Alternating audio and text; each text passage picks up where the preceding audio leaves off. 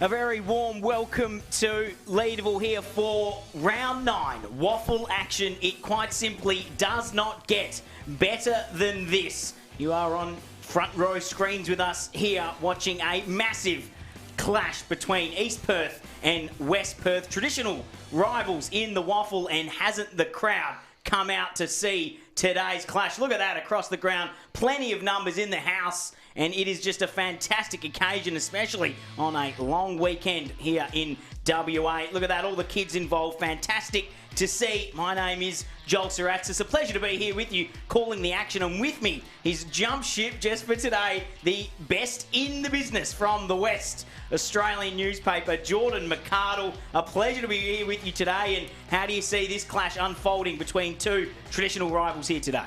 Good afternoon, Joel, and good afternoon, listeners. What an afternoon for footy it is, and the crowd is certainly packing Leederville Oval today. It's a beautiful day for footy, and there's nothing better than Derby Day, is it? It's a cracking day on the WAFL footy calendar, and we've got a blockbuster clash coming up between two sides that are probably a bit better than what they've pulled out so far this year. East Perth, just the one win so far this season, and their crosstown rivals, West Perth, they're 3 and 4 at the moment, and just starting to find their groove. So it's going to be an interesting clash between two fierce rivals. So there's going to be no love lost today. Absolutely. Hype building. I was getting your coffee for you that you texted me to get you on the way in here today in Oxford Street, and it was packed. Plenty of fans ready to come. Stay with us, short break, and we'll be back with the first bounce here from Leederville Oval.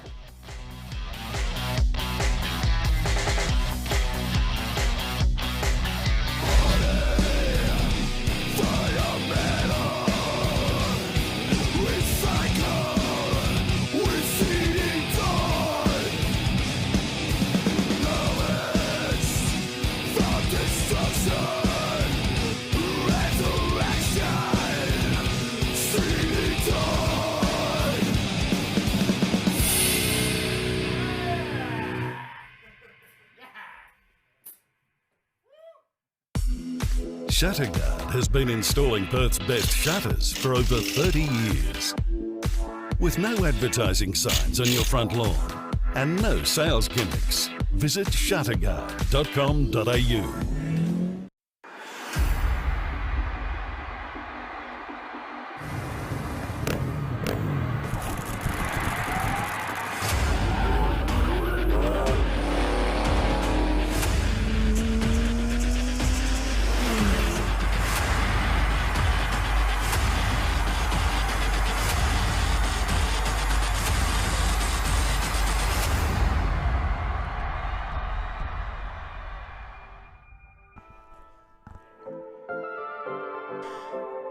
Welcome back. Almost set to get underway here for a massive traditional derby lineup between East Perth and West. West versus East. East versus West. Round 9 action in the WAFL. Jordan McArdle. A couple of changes for both sides coming into this one. And looking at the ladder positions, there's just a spot between them. 8th versus 9th. Take us through some of the changes coming into this clash today.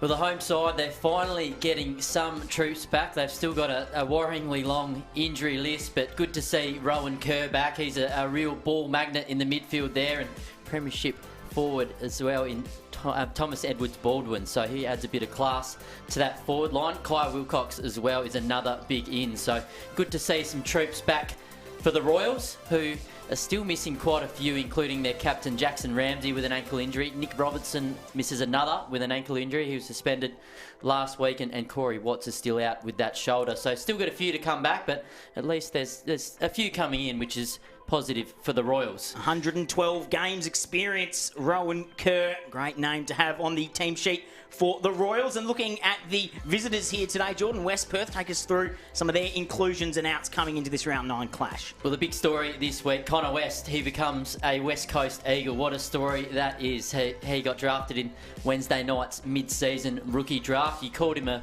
future Sandover medalist. He might not get the chance now. He's playing AFL, so he slotted in nicely to West Coast WAFL side with 30 touches on debut there.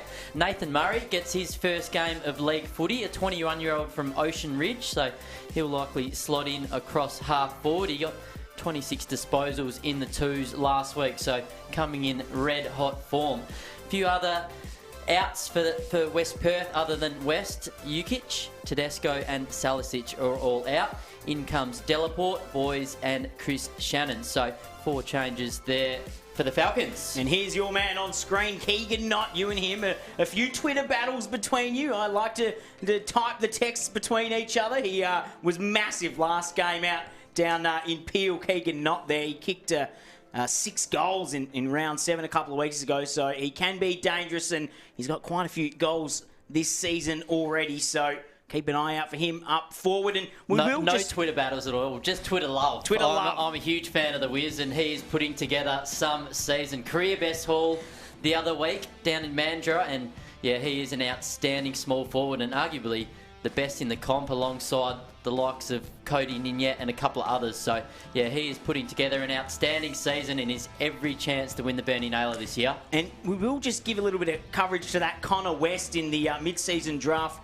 there, Jordan. How much of an out is he for West Perth? Take us through what he brings to this side. And it was a big story and a big congratulations to him, but from the perspective of this game, it is a big loss for West Perth, especially in that on-ball division. Yeah, definitely. They lose a prime midfielder in the prime of his life, really. 22 years old. He's got that really strong body. He's quick, and yeah, he's having a career best year as well. I think he didn't even have a 30 possession haul leading into the year and ended up with 3 in a row earlier on in the season. So West Coast recruiters obviously caught the eye of those recruiters, and yeah, he became a success story of the mid-season draft. So great to see him get a chance. I think you had a huge part in that, Jordan. You just pumped him up all season from the midfield West Perth. The West Coast recruiters listening to you loudly. The son of Robbie West as well, so joins his father's footsteps, who's also a Sandover medalist at West Perth and played some footy at West Coast. So what a story that is.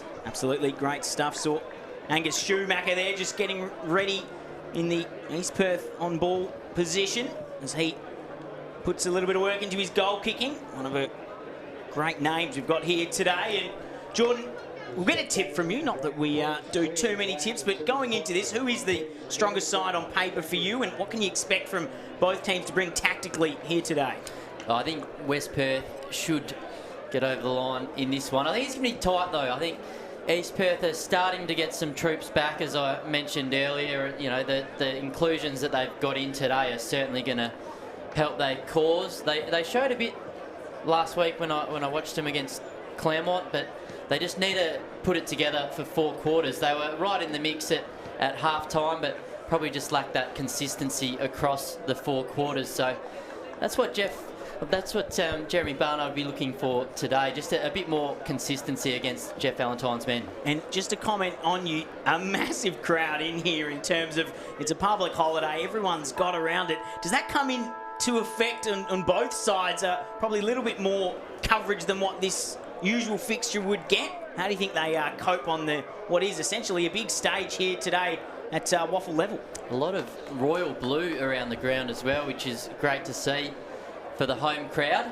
Still a few Falcon supporters making the trip down the freeway as well from Joondalup. So yeah, real exciting crowd, and we obviously didn't get a WA Day Derby last year because of COVID. So yeah, it feels a really healthy crowd. I saw my West Australian colleague John Townsend tweet earlier today. I think if we get 5,000 across the 2 WA Day Derbies, so here and at East Fremantle Oval, it'll actually break the WA footy record of the biggest attendance across a weekend, AFL/WAFL. So wouldn't that be a momentous occasion for the state? And I think the way this crowd's looking, and let's hope that East Fremantle Oval is looking the same, we might just get there. That is just brilliant to hear, and a pretty good mark of where WA footy is at and how strong this WAFL competition is and the support that it gets. You see Ajang there in the ruck for East Perth. This is going to be a massive clash. We'll bring in the scores. Obviously, you mentioned, Jordan, that other derby up there in Fremantle. It's the Sharks against the Bulldogs. We'll bring you the scores of that one as it unfolds. But here now, East versus West. West against East, a massive round 9 WAFL clash about to get underway here at Leederville Oval. In the middle, see if you can get this all-important centre clearance and probably off to a quick start. Perfect bounce Yang loses out on that occasion, but straight onto it. West Perth now look to move forward. Space out onto the flank side, goes deep. Pretty bad off the boot going forward, but it bounces kindly for the East Perth defence. They'll look to get it out through Wilcox. Pass doesn't quite come off, gets it to Schumacher. He's a ball winner, Schumacher, so expect to see him throughout the day. Through the hands there on the far side flank, back into possession of East Perth, and there's Schumacher again. Can't quite reel that one in. They jump on him immediately, and that's just a sign of the intensity that everyone is going to bring here today, Jordan, and pretty fast start, pretty hot stuff straight from the opening bounce. Yeah, Schumacher busy early, a couple of early touches for him, the former Carlton listed player who I think he played a couple of games in the AFL, so a super talent who's moved across from Victoria in the last couple of years. And Jang up against Delaporte in the ruck, comes back to him, he looks to kick it forward, can't quite connect, and there's not at ground level. This is his bread and butter, first on the board for West Perth. Oh, don't you love it? You give someone a pre-game pump up and they do that within the first 90-odd seconds of the game. Keegan Knott, he's leading the Bernie Naylor medal race for a reason. He is in career best form, and what a start for him and the Falcons. 20 goals so far this year for the small forward, and he is in incredible form. The 28-year-old out of North Beach was always in pole position despite having the smaller size. As soon as it hits the ground, Jordan, you know Keegan Knott's going to find a way to put the shot on goal. Oh, absolutely, and that'll do his confidence the world of good, getting on the scoreboard within the first 90 seconds of the game. And yeah, he's going to cause a few nightmares for the Royals defence, I think, this afternoon. I can already feel the tweets just brewing here, Jordan, as this one unfolds for Keegan Knott. The Wiz. You reckon he might get the phone out at half-time? No, probably not allowed. Probably not allowed to do that. First goal to West Perth, all important, yet to really go forward of centre. The Royals, they will win themselves a free kick here though. Big, heavy tackle, getting laid on top there. Lynch, he slowly gets to his feet. Everyone in front of this ball now. That gave a chance for West Perth to push back into defence. Just pops it into the middle of the 50. Pack forms front and centre, looking to put something on goal. East Perth, there's Schumacher again, can't quite find a target with the quick hands out, going in hard. Dobson, he was brilliant. Claremont last week, Jordan. Mitchell Dobson really gave everything for East Perth. Obviously couldn't get over the line there. Claremont, a pretty strong outfit, but gave it his all, and a lot of running and a big tank for Dobson in East Perth colours. Yeah, he doesn't need a great deal of the footy to have an impact, Dobson. He's one of the more exciting players in the competition, one of those real Jordan De Goey types where he can win the game off his own boot. On the far side now, in front of a pretty full hill over there. Great to see everyone out in force to watch this one unfold. Jang couldn't quite reel it in, and that gives West Perth a chance to attack again from the front and centre. A lot of numbers around this ball though. Umpire says, give it to me, I'll throw it up. Tackle laid there by Shannon, 28-year-old out of Queen's District. All up just outside the 50 of Jang. It's been good in the ruck for West Perth this year. He's up against Delaporte, 23-year-old out of Wembley. Another restart. In front position, Delaporte gets the knockdown, but East Perth clear. No one forward to this ball, so big ball to win on the far side wing. West Perth will need to get their numbers back. It doesn't quite unfold that way. They get the clear and kick forward, but Rowan Kerr, there's the man who's come in today, and he takes the uncontested grab on the far side and a 50-metre penalty. They'll move it forward, and he's off, Rowan Kerr, wanting to get that deep inside 50 entry. He does. Marking target, almost grabbed in there. West Perth had the outnumber, the 2-on-1, and that gives them this ability to just rebound out. They go straight down the guts. Attacking stuff, and great to see coming in with some pace. Taylor North looks to affect the contest. He doesn't enough, and they're out the back, West Perth. That's a nice grab. Riddick will line up. Plays on and gets the pass over. Better position. His teammate in there, and Antonio, and he'll kick from about 20 metres out. Very slight angle. Should put this one through for West Perth's second of the day. That was impressive. ball movement there from Rudy Riddick, wasn't it? Just lowered the eyes and weighted that kick perfectly just over the East Perth defender's head and into the safe hands of his teammate. So he was well within range there as well, Riddick. Antonio, 24-year-old, Queen's District product. Looks good off the boot and pops it through. 2 for West Perth early in this one. They take the lead to 2 straight goals.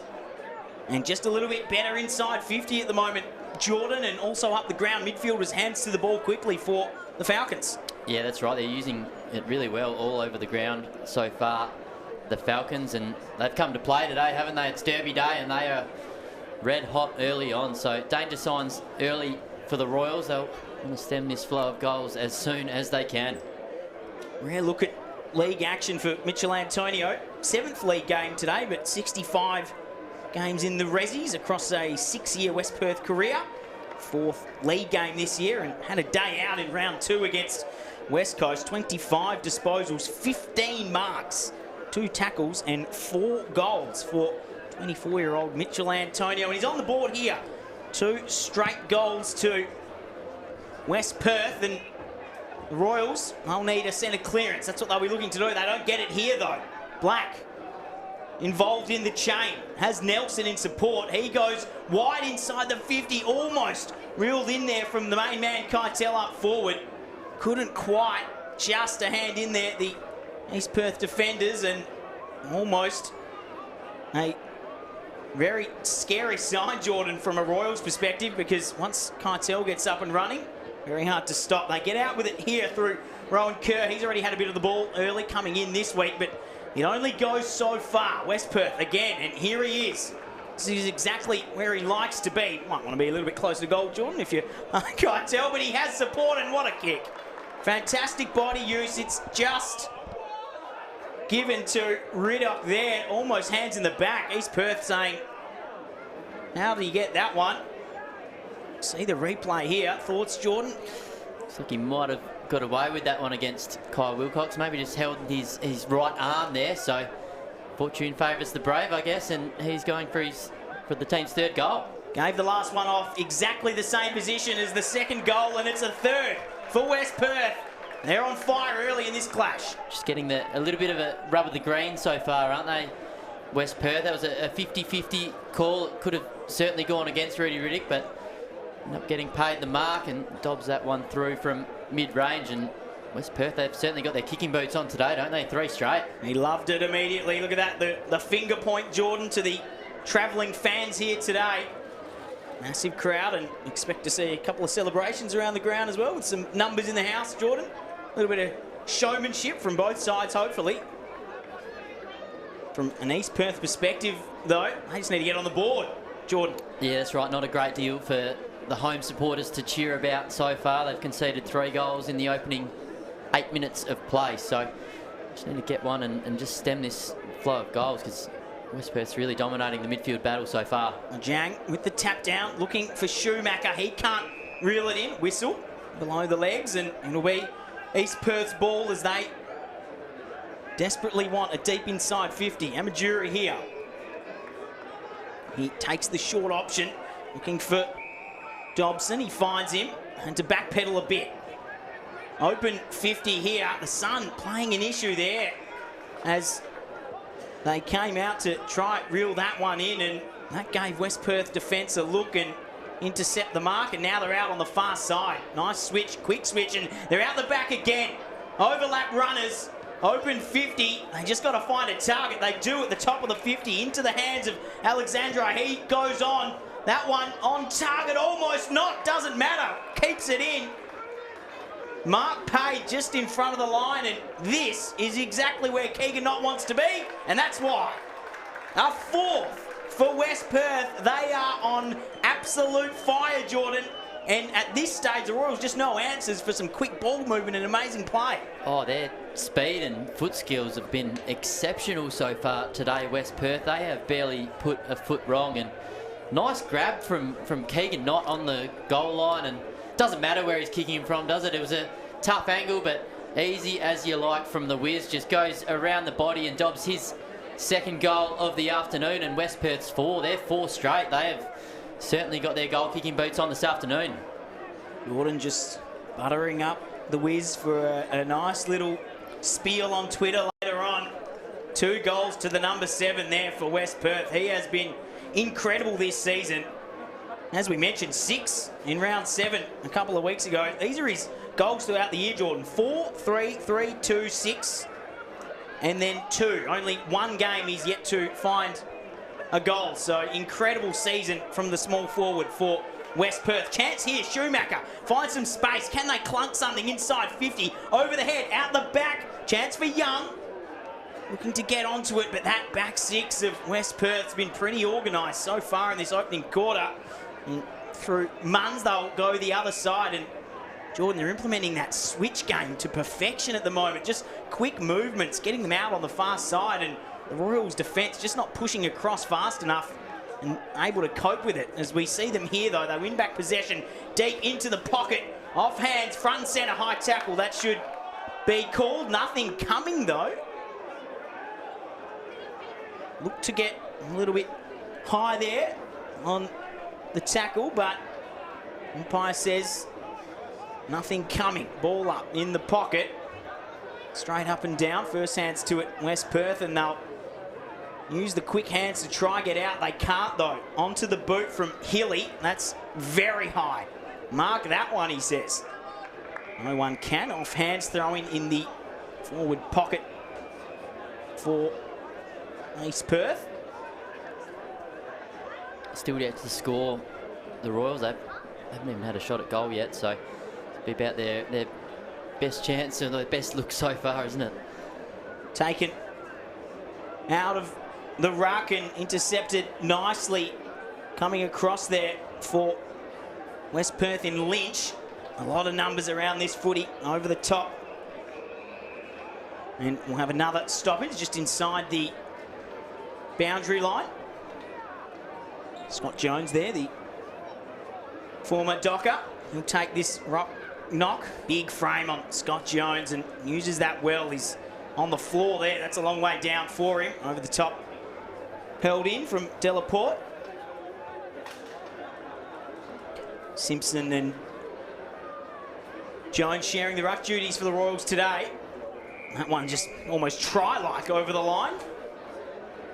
From West Perth in Thomas Boyce, throw in on the far side. Play locked into this area of the ground for the last few minutes, but it's West Perth who've shown they have come to play. 4 straight unanswered goals to open this big clash on a public holiday, and a massive crowd in for this clash here today. Using strength, Amaduri on the far side. Gets it forward, but West Perth just set up really well behind the footy at this stage. Young, hands to it. Has support. Can they get something towards goal in terms of a marking target? They can't yet, and that's probably been the issue. That clearance doesn't go far enough, though, and it's handed to them from West Perth. Just hacked out of there, and Sparks will line up from about 45 metres out. Finally, they've got a shot on goal, the Royals, and Sparks, I liked what he brought last week. He finds a lot of the footy, and he brings a good energy, and this will certainly spark East Perth if he can kick it. Looks nice off the boot, and there's the opener for the home side. And you can hear the home crowd just trying to get behind their boys. Nice kick from the youngster there, Harley Sparks. Great goal, and that one given to them. Jordan clearing kick from the Falcons, just not enough on it, and first to react, 19-year-old out of Deanmill, just his 4th league game today. Yeah, that's one of the silver linings, I guess, of the East Perth's injury crisis this year, getting games into these younger players, and Sparks came into the side last week and did a really good job, I felt, in a losing cause. He found a lot of the footy like he usually does, and he started this game well as well, so handy goal there for East Perth, and much needed. We mentioned pre-game, Angus Schumacher, he's leading the disposals around the ground, 7 for him already. Shane Nelson for West Perth with 5 to his name, and he's having a massive year. Shane Nelson, as you'd expect, averaging 32 disposals a game. Everyone in on top of that pack. We'll have another ball up. And there is the man we speak of, Schumacher. Underneath that pack, hands on the footy. Jones, double tap to Schumacher. Another disposal for him, but smothered. Couldn't get it forward. And West Perth using those big on-ball bodies to get that ball forward. Keegan not ready to pounce. He read it beautifully from the pack, but coming back. Nice defence in quickly. Nathan Blee sorted that out. He was onto it immediately, and outlet here through Angus Scott on the far side. He takes the short option just down the line. Finds his teammate in Edwards Baldwin into the side today. He just kicks long to a packer. Jang the target. Double take, and he's got it on the second grab. And overlap runners too. Here's Dobson. We speak of that big tank. He goes the 1-2 over the top. Scott again almost reels in there, steaming out of the full forward position for East Perth in Hilly, but couldn't get the clunk. Jordan, massive opportunity. Nice ball movement though. Bit better from the Royals end to end. Yeah, absolutely. They're starting to warm into the contest, East Perth, and nearly had another mark inside 50, but just fell short. Jack with the tap down again, looking for Schumacher. Clearly, that's the directive of the ruckman and the on-baller. They're going to combine throughout the day. Shane Nelson getting his hands to the footy, and he finds Connell Lynch in the short pass. That's hit the back of his opponent there. Straight into the back of Lynch. Didn't know anything about it. Still goes down as a smother, Jordan, on the stats sheet, I think, despite it hitting the back of him. Umpire coming in, saying clear it out. Lads, it's going to go to the goal scorer, Harley Sparks. And you can see him there, signal, just get in there. I'm going to pop it up. And that's exactly what he does. Over the top, West Perth defenders trying to sort that out. Ground level, nice grab. And running there, Schumacher involved. Slams it on the boot into the far side pocket, but that's going to favour Aaron Black all day long. And a bit of confusion. Everyone seemed to stop. Play on though. Aaron Black gets taken down by Hilly. Interesting scenario. I think Black thought he paid himself the mark, Jordan. I did hear a whistle, so maybe Aaron Black was just a little bit confused by the whistle there, and umpire just gives him that benefit of the doubt. Ball in the pocket here. Scott Jones, front position. Gets it down, and here he is, gathering plenty of the ball. Shane Nelson, that's an absolute roost out of defence. Good option, Jordan, when you're pegged into the back pocket. Just get it clear, and that's exactly what the play was there. Delaporte over the top. Angus Schumacher up to 9 disposals, so game high. The next best on the ground is Shane Nelson with 7. So a couple of the usual prime ball winners on fire already this afternoon. Two main players there coming through. Matthew Lloyd with some run, and out the back, Keitel, brilliant bodywork. And it should be another one for West Perth if they can reel this footy in. That's a 5th. Incredible ball movement, end to end. Goal popped through by O'Donnell. And Jordan, at this stage, the Falcons just too easily getting out the back, and that end-to-end quick ball movement really catching the Royals unawares. Yeah, that's right. Their foot skills have been exceptional this afternoon. They have been moving the ball really well in perfect conditions for footy. So they have 5 straight. So other than that goal that East Perth kicked a few minutes ago, they barely put a foot wrong, the Falcons. They are leading by 24 points, 5 straight, 30 to 1 straight 6. Set up the ground by Tyler Keitel, 25-year-old star out of Naranda. 112th league game for him. Who I'm told graduated from the police academy this week, so he's not only doing good things on the footy field, he's doing good things off it as well. So congratulations to Tyler Keitel. Great stuff. Tyler Keitel out in the community there. Fantastic to hear, and that's just a look into what these players you're watching today go through in terms of their footy life and their personal life. Incredible stuff and great quality footy on offer. 2019 best and fairest, Keitel, for the Falcons. And they're in control here. It's really on the Royals now to see whether they can conjure a few scoring opportunities. Out the back, West Perth just looking much stronger. And that pass comes back into possession of right. He has support and they try and move it forward, but that's not going to go too far as we see here the chopper out today, just overhead.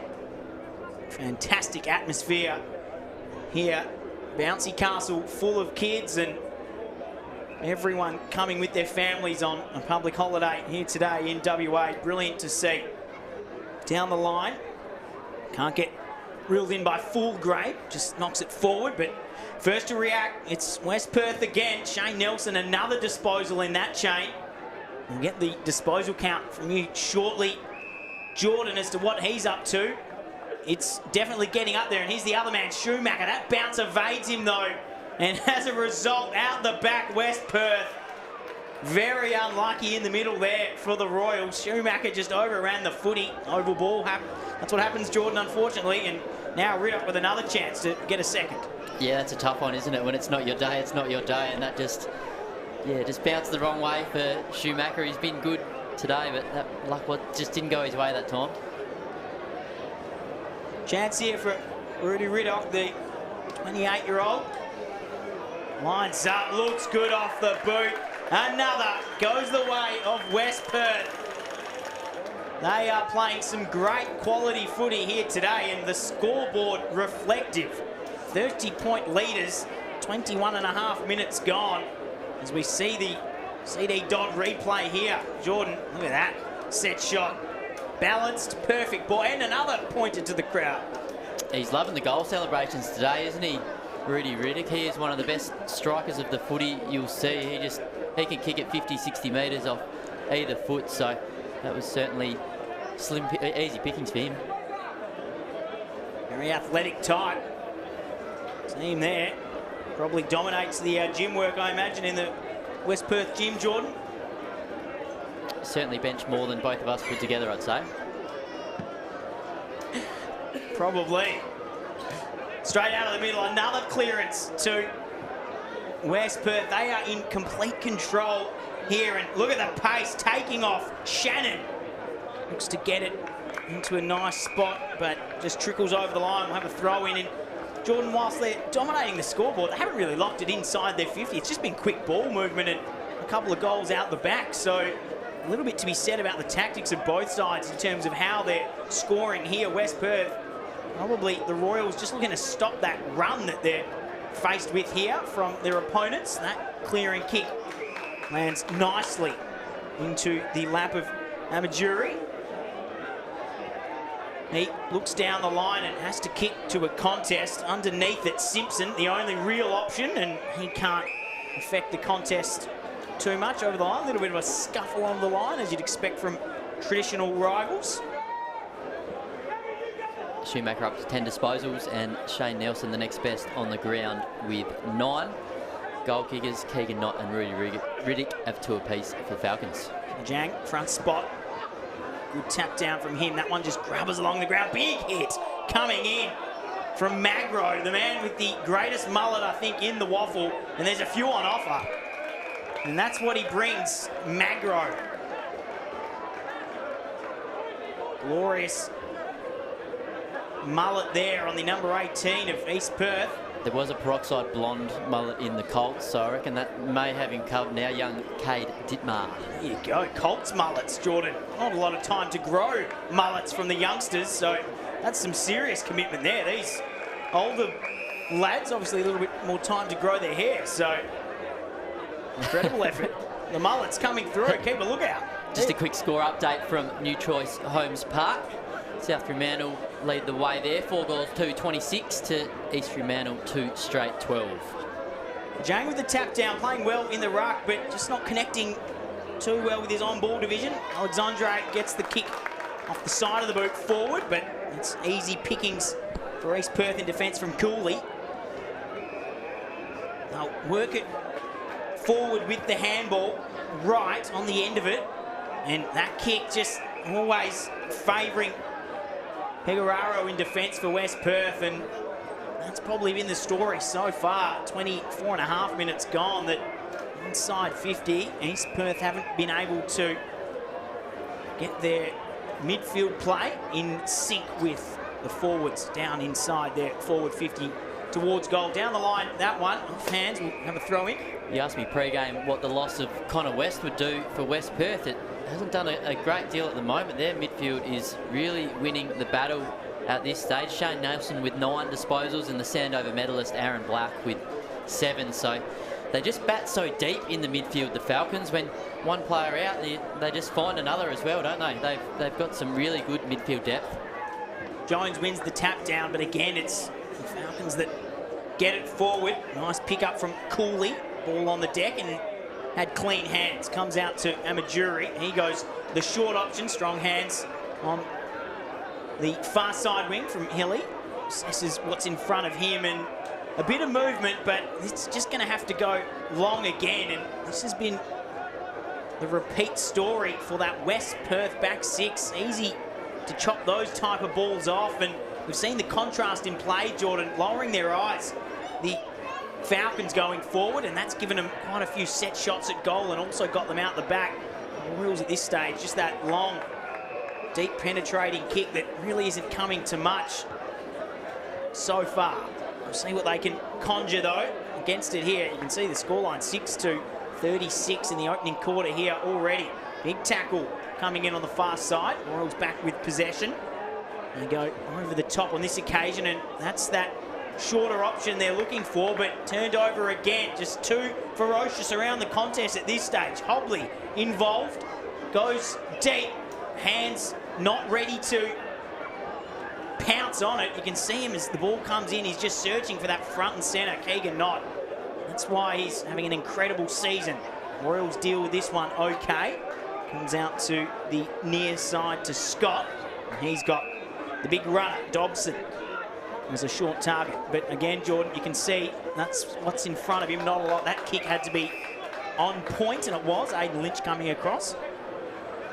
They decide to go inboard and short. Scott running up the ground now, and just a bit stagnant, isn't it, Jordan, going forward for the Royals?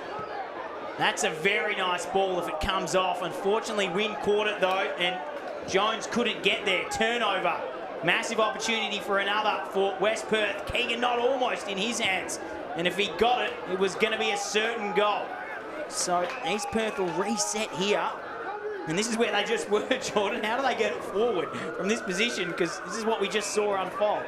Yeah, it's a familiar story this afternoon, isn't it? They just can't get the ball past their defensive half at the moment. The Falcons just setting up so well, aren't they?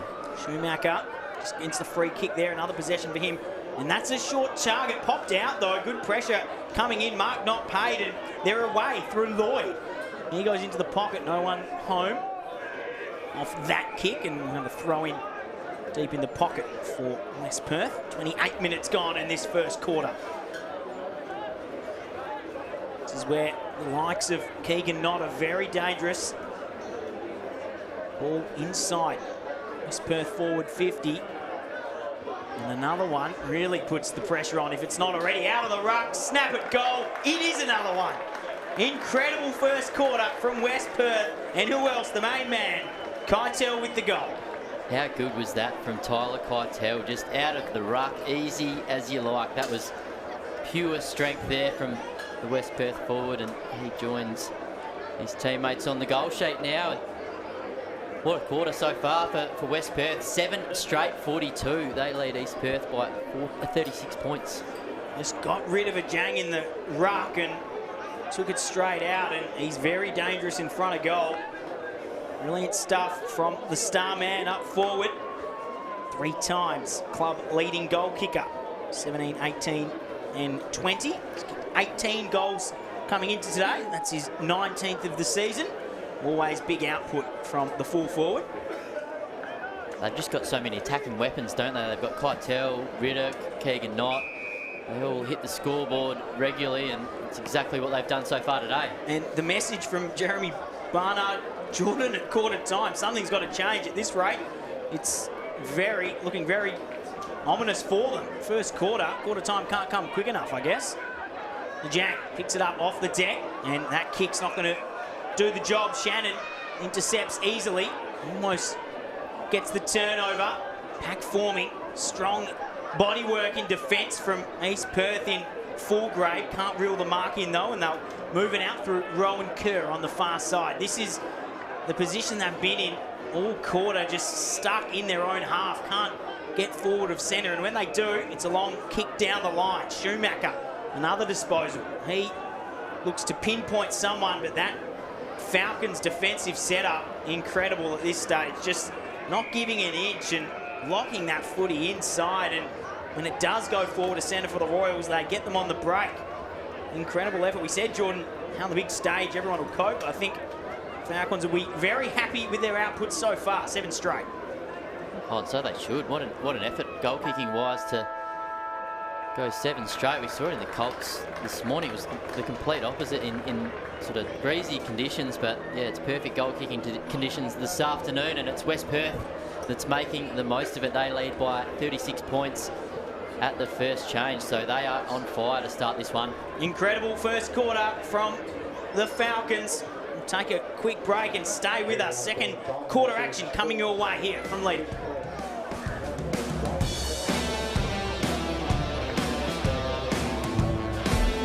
Shutterguard has been installing Perth's best shutters for over 30 years. With no advertising signs on your front lawn and no sales gimmicks, visit shutterguard.com.au.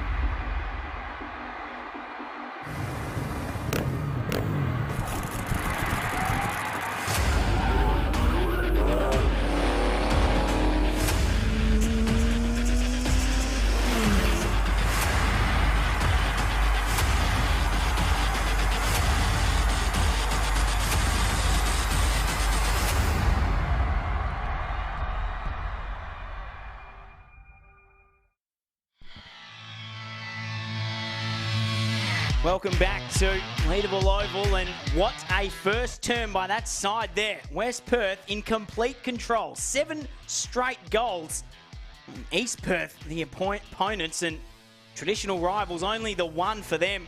Joel Saratzis and Jordan McArdle here with you in the commentary position. Jordan, what needs to change from the Royals coming into this second quarter? A worrying stat is the tackle count. You should, when you don't have as much as the ball, you should be tackling more, and that's not the case for East Perth right now. They're trailing the tackle count 22 to 15. So it's a real worrying stat early days. So I'd be surprised if that's the message from Jeremy Barnard at quarter time. Just, you know, apply that little bit more pressure, because West Perth's ball movement's just been spot on, hasn't it? They have rarely made a mistake by foot anywhere on the ground, including up forward. So you just need to apply that little bit more pressure on the ball carrier and try and enforce the mistakes and the turnovers, because that's barely happened at all today. And whilst we are here watching the footy, how good is that wide shot of the crowd that's in the house today? Public holiday, plenty of families and kids here today, and 2 games, obviously, big rivalries from both ends of the WAFL, and the other one, Fremantle, East Freo, trailing by 6 points to South Freo there, 26-20 in that clash. And you can see, as you mentioned there, Jeremy Barnard just implementing what he thinks needs to change, because it's all for them to do here. 6 goals, the deficit, and you might say very straight kicking as well. No behinds yet in this clash, so great to see. As we mentioned the goals, let's take a look at some of them. Here, the replays from that first quarter on CD Dodd, and there you go, Jordan, the main man, the whiz up front. Keegan Knott, incredible season from him, and just how important is he to that forward line setup as we watch some of the other goals go through from that first quarter? Oh, he's just an outstanding crumbing forward, isn't he, Keegan Knott? And he's in career best form this year, so it's fantastic to see. He took all of about 70 seconds to get his name on the scoreboard, and doubled up by quarter time as well. So he is in for a very big day. I mean, you look at the West Perth efficiency going forward. They've got 14 inside 50s for that opening term. So every second time it's gone inside 50, they have kicked a goal. So Jeff Valentine would be absolutely wrapped with his charges after that first quarter. And we see it here out the back. That's that ball movement that we speak of. And the goal scorers, obviously, Keegan Knott 2 for him. Rudy Riddock 2 as well. And then singles to Antonio, Keitel and O'Donnell. And the single goal scorer. And Jordan, that goal for East Perth really coming from a turnover, a quick clear and kick that didn't quite have enough on it from West Perth. So realistically, their ball movement going forward, the Royals at this stage, just well below par in respect to their opponents. Yeah, they just need to clean up that ball movement going forward. They're certainly missing the class of, you know, Jackson Ramsey, who just provides so much in the midfield, the East Perth captain, and Nick Robertson as well. They'd certainly love to have both of those two guys out there. Angus Schumacher's certainly holding up his end of the bargain so far this afternoon. He's got a game-high 12 disposals, so he's certainly doing his bit, but needs a few more players to go with him at the moment, because they are staring down the barrel of a pretty big loss if they don't turn things around fast. They're 6 goals down at the first change. As we break here, get ready for the second term from Leederville. Plenty of people to make their way off the ground, Jordan. How good is WAFL footy, just seeing those hundreds of people gather around the huddles, hey? It's just fantastic, and great to see the crowd coming out this afternoon. We must have around 2,500 to 3,000 fans here today, and probably, hopefully, the same amount at East Fremantle down the road. Brilliant shot there. I was always that youngster, Jordan, that always used to get the last kick on goal before it was time to clear the oval. You do have that cheeky side about you, so that does not surprise me one bit. It was always a game who could get the last shot on goal before we had to clear the ground, and you can see it there inside 50 way of East Perth. A few youngsters just wanting that extra shot. Massive crowd, as we can see here. Leederville, brilliant conditions for footy in it. A great celebration of what WA footy can bring. And how's the line, Jordan, at Mr. Whippy? Look at that. Joey soft serve, shout out to you. Gee, that's ice cream's going to melt by the time they get back to their seat after that line. I think I might buy some shares in that after seeing the line there. 2,500 supporters here. Half of them are lining up for an ice cream, so well played. It is hot today, so great to have you with us watching on front row screens. Wherever you may be around the great state of WA, a great celebration of footy all weekend, Jordan. Obviously, we had Dreamtime at OPTUS this weekend, and just incredible stuff. How great community sport can bring everyone together. Here, though, it's East Perth with it all to do. West Perth will just continue on their jolly way if allowed. Ajang gets the clear tap, and quickly coming off the line, Young wins possession, gets the handball over the top, looking for a teammate, but it's turned over. Whistle coming. It'll be a West Perth ball, and they'll get the first decisive clearance forward. Leading up the ground, Aaron Black hands to it. He goes deep, and a big one-on-one contest. One down there by Fulgrave, giving his everything up against Keitel, as you'd expect. Overlap run comes from Scott. And they look to get inside 50 here. Chance. Jones is steaming towards the goal square if they can get it to him. It doesn't quite reach him. You can see him there. Well, it does in the end. The ball got loose out the back, and a massive smother coming across. Well, Jordan, a huge opportunity for East Perth to get the first there. Great smother from Gordon and coming across the boot.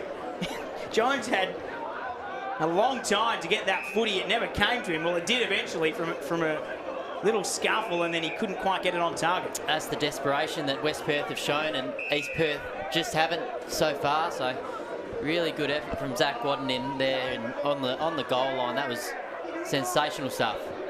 That's the first behind of the day. 1-7 East Perth, 42 West Perth, 7 straight for them.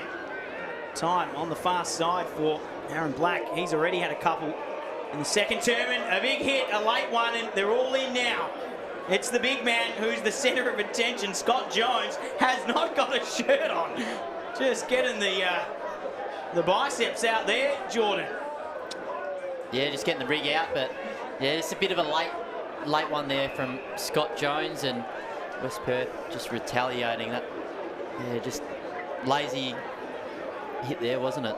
He had 5 blokes just tearing that shirt off him. Look at that. And he's just strutting around as well. He's loving his own work there, Scotty Jones. In the meantime, shot on goal from West Perth from the 50. I think that's over the line out on the full. Yep, called too far from Munns, the shot on goal.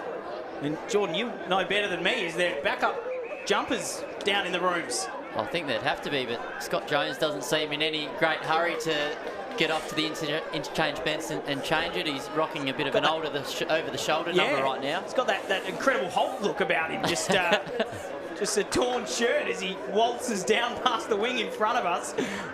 Not sure how that's going to go from an umpiring official perspective. I'm sure they'll say at some stage, just got to cover yourself up there, young lad. So see how that unfolds here, though. East Perth out to the square. Big pack of players around this footy. Tapped out by Fulgrave, just looking to get it into the hands of his teammate, Sando, and he gets ridden there in the tackle. Just carrying him down the ground, Mitchell Pearce. Ball up just outside the attacking 50 for the Falcons. That's a nice outlet kick, but big fist coming across, stopping Simpson getting the grab. Play continues, ball stays in, handball over the top, Amajuri into the hands of the Falcons though, and here's Aaron Black. He's had an incredible start to this second quarter. Short pass, bang. Great movement. Keitel did not break stride. Incredible stuff from West Perth here today so far, and it's led by that man, and this man can finish it off, Jordan. Keitel in front of goal. Yeah, Aaron Black has just been doing it for years, hasn't he? The Sandover medalist and West Perth captain. That was beautiful foot skills once again, and he's up to 13 disposals, so a team high for him. Back him in 9 times out of 10, and that's 1 of the 9, and he's pumped about it too. An 8th straight goal for West Perth, and it is looking pretty ominous, Jordan, as we see on the CD Dodd replay there. There is just no answers coming from the Royals at this stage, and it could really blow out here. Worrying signs. Yeah, certainly. It's well on its way to being a massive result here for West Perth. 8 straight 48 to 1-1-7. So this is complete and utter domination all over the ground from West Perth as Tyler Keitel becomes the 3rd multiple goal kicker for the Falcons. So he's got 2 goals, as does Rudy Riddick and Keegan Knott. So all their attacking weapons are on fire so far this afternoon. 20th goal of Tyler Keitel's season. 3-time club-leading goal scorer in the 2018 Bernie Naylor medalist. Let's see what the Royals can conjure back inboard. Matthew Young has it in front of him. He has overlap from Eaton. They go out wide, but again, it looks like it's going to be turned over. Back onto it pretty quickly, the West Perth midfielders.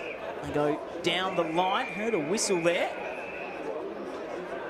So ball in on the far side, over the line there. Antonio. Throw in just forward of centre for the Falcons. No real looks at goal yet, East Perth, except for that Scott Jones attempt in the goal square. Couldn't get boot to ball. Can't see him out there, Jordan. Might be going to get changed, get the new kit on. He does. He's got the number 70 on now, Scott Jones. So they do have a replacement jumper. Just not the number 28. So he's gone up 42 spots. Well, easy to pick then. The number 70 is the big man, Scott Jones. It's a real Rezzy's number, isn't it, number 70? Didn't think they got that high, not going to lie, but apparently they are. Now out the back here, East Perth again. That's 2 times this quarter they've had a real clean look at running back towards an open goal. Couldn't make the most of it there again, and look at the pressure from the Falcons, Jordan. They are just intense today. Yeah, that's right. I mentioned the tackle count at quarter time, that they were leading despite winning more of the footy, so they just want it more, don't they, at the moment? West Perth, their attack on the footy has been exceptional, and as has their defensive pressure. So they've stopped a couple of really big chances at goal for East Perth already this quarter, so exceptional stuff.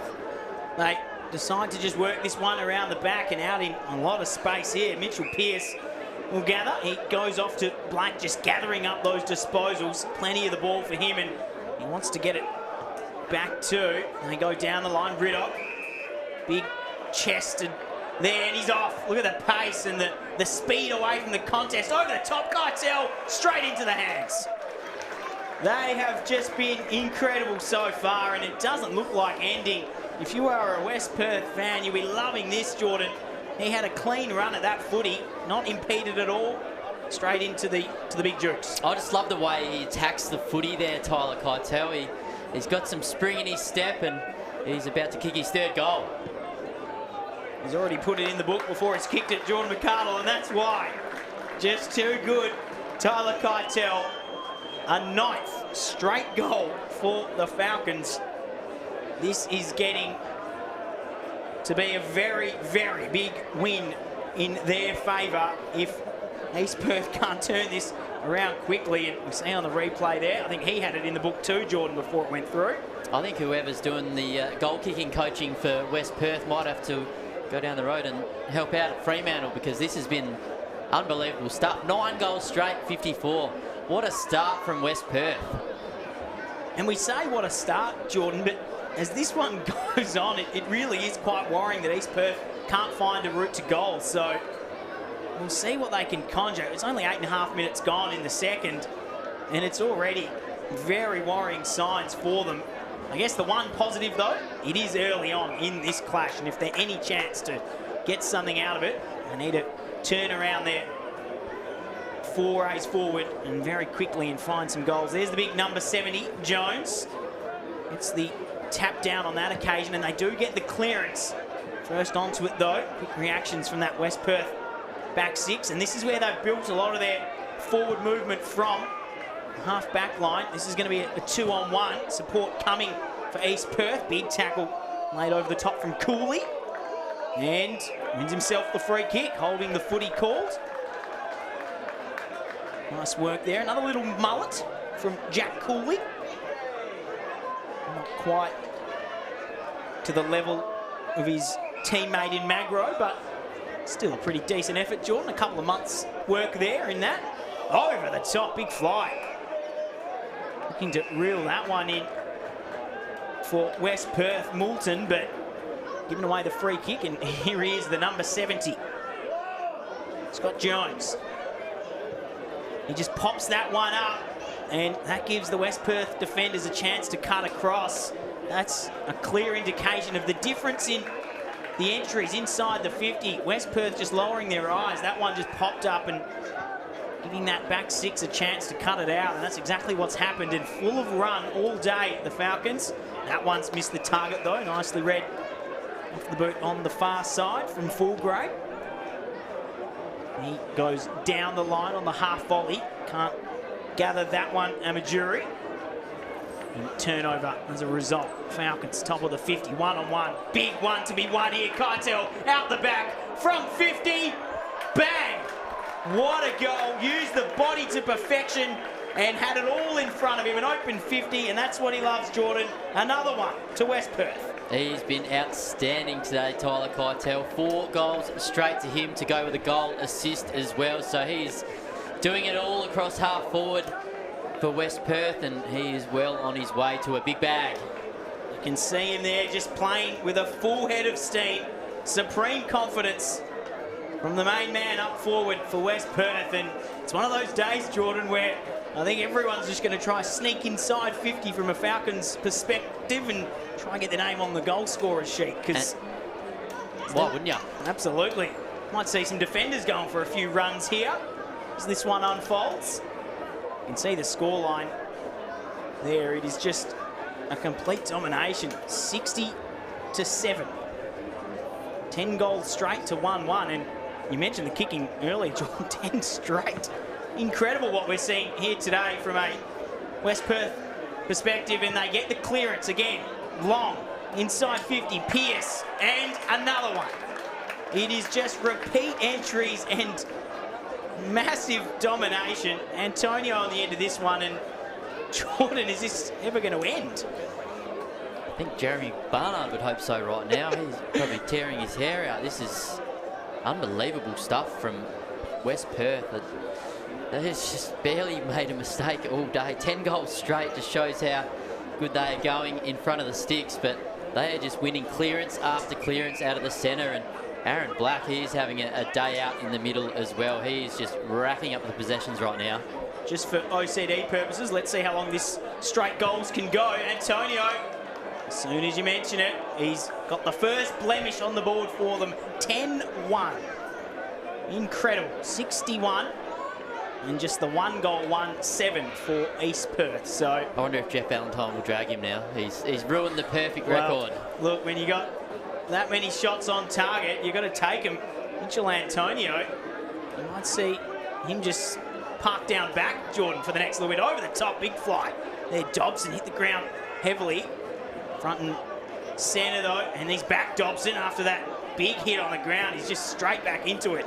Comes out to Edwards Baldwin into the side today. That is completely up and under that one. No real depth on that snap. Just kicked out of there from Hilly. Whistle, though, going the way of the Falcons. Holding the man, free kick. And you can see it there, Jordan, just not enough players getting back deep inside 50 for the Royals. That's giving these looks at the forwards. And another one here, and almost another grab. Play on. Umpire says not held long enough from Keitel. A big tackle from Schumacher. Did it go high? No.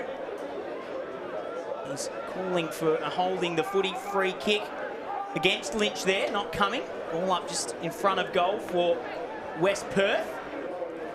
Jack will take it for the Royals, wins it down, just takes it himself, in fact, and just kicks it out of there under immense pressure, but numbers favouring West Perth. Lloyd comes across, affected though, no one ahead of this ball, so if East Perth can win it back, they have a chance, but they can't. Moulton, short kick out to the far side. Shannon gathers, handballs inboard, has support, just slammed on the boot forward out of mid-air there, and East Perth to recover, and they'll run this one out.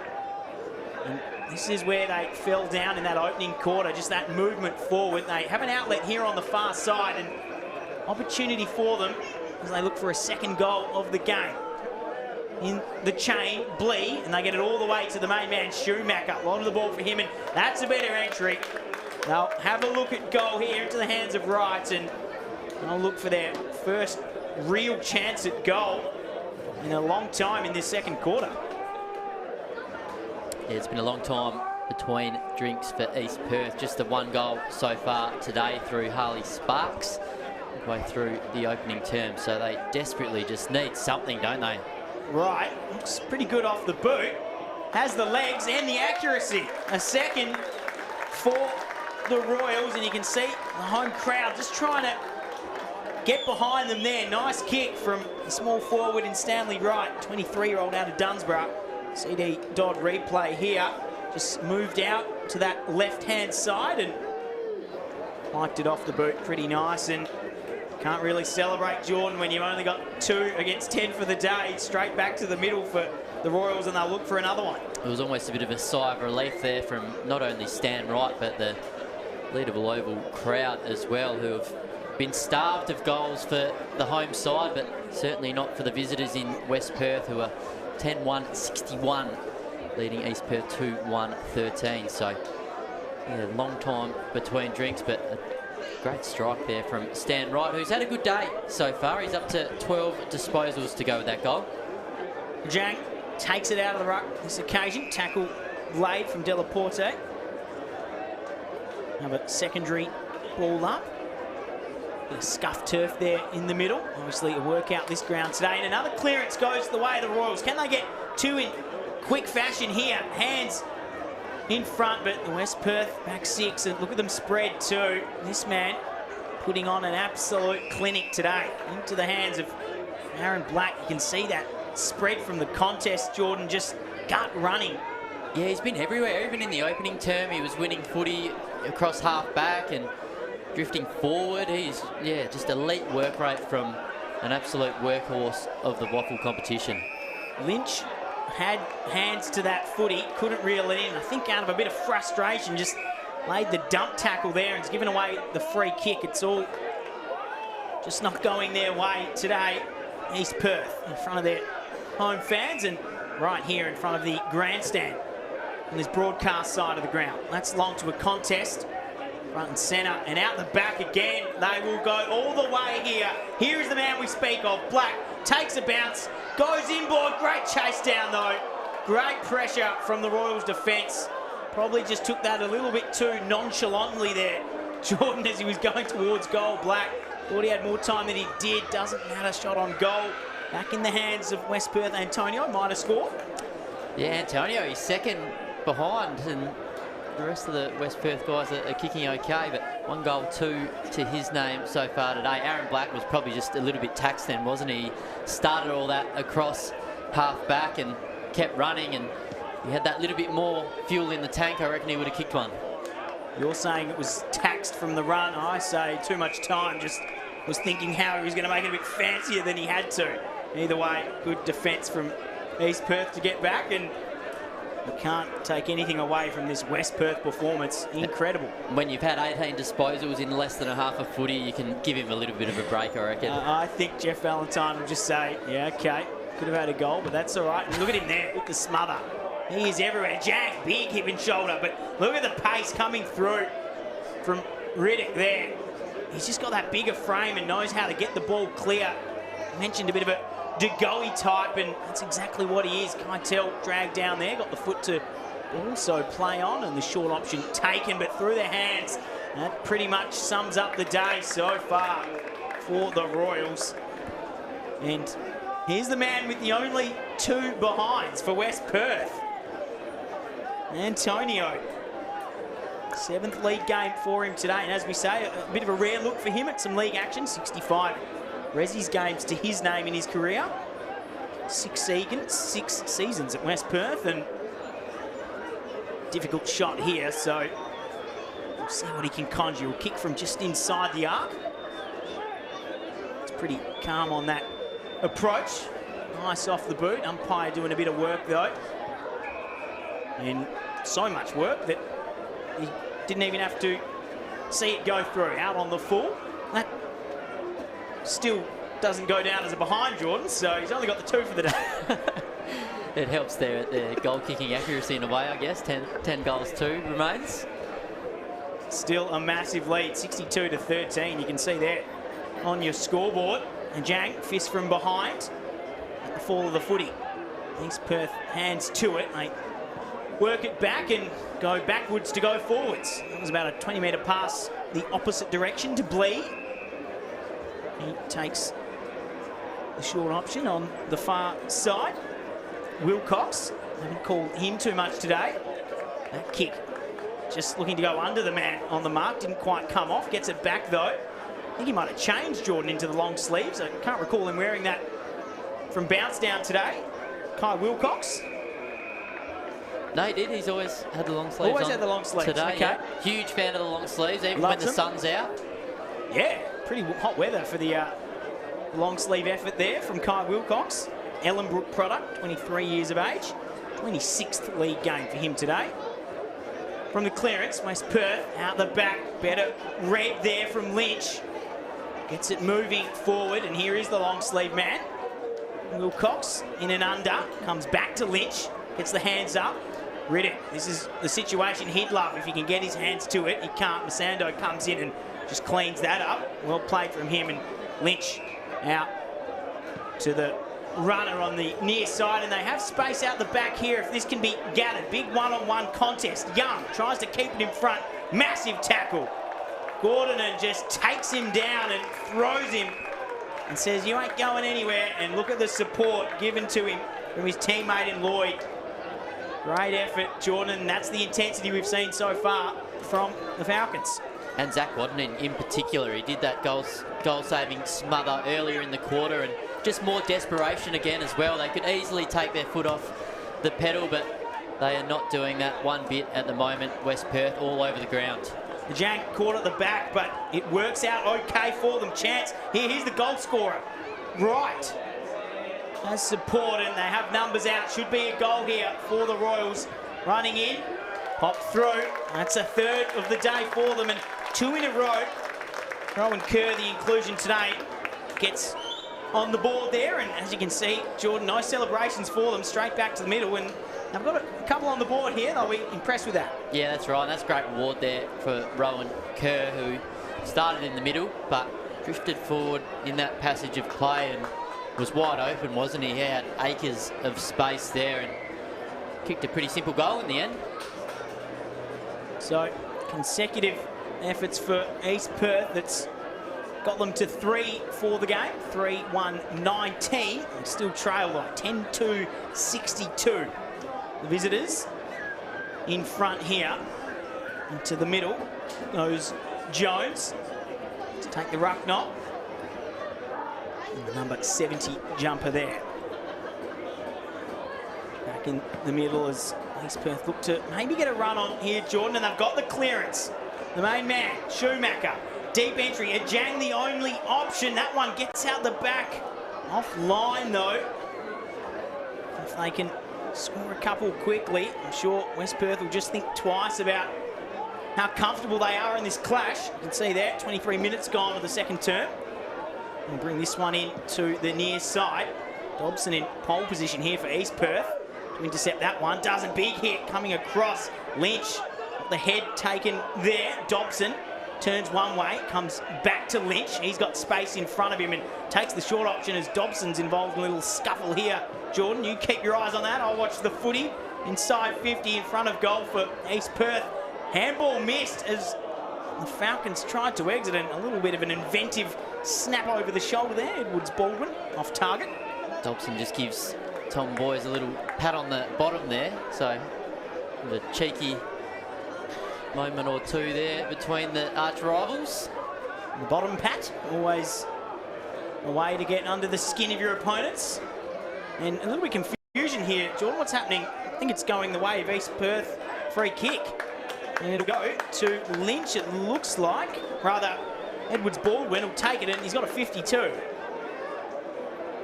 50 you'd think would go to the line though, so maybe not a 50, maybe a free kick down the ground, because he's not exactly on the goal line, he's just at the top of the square.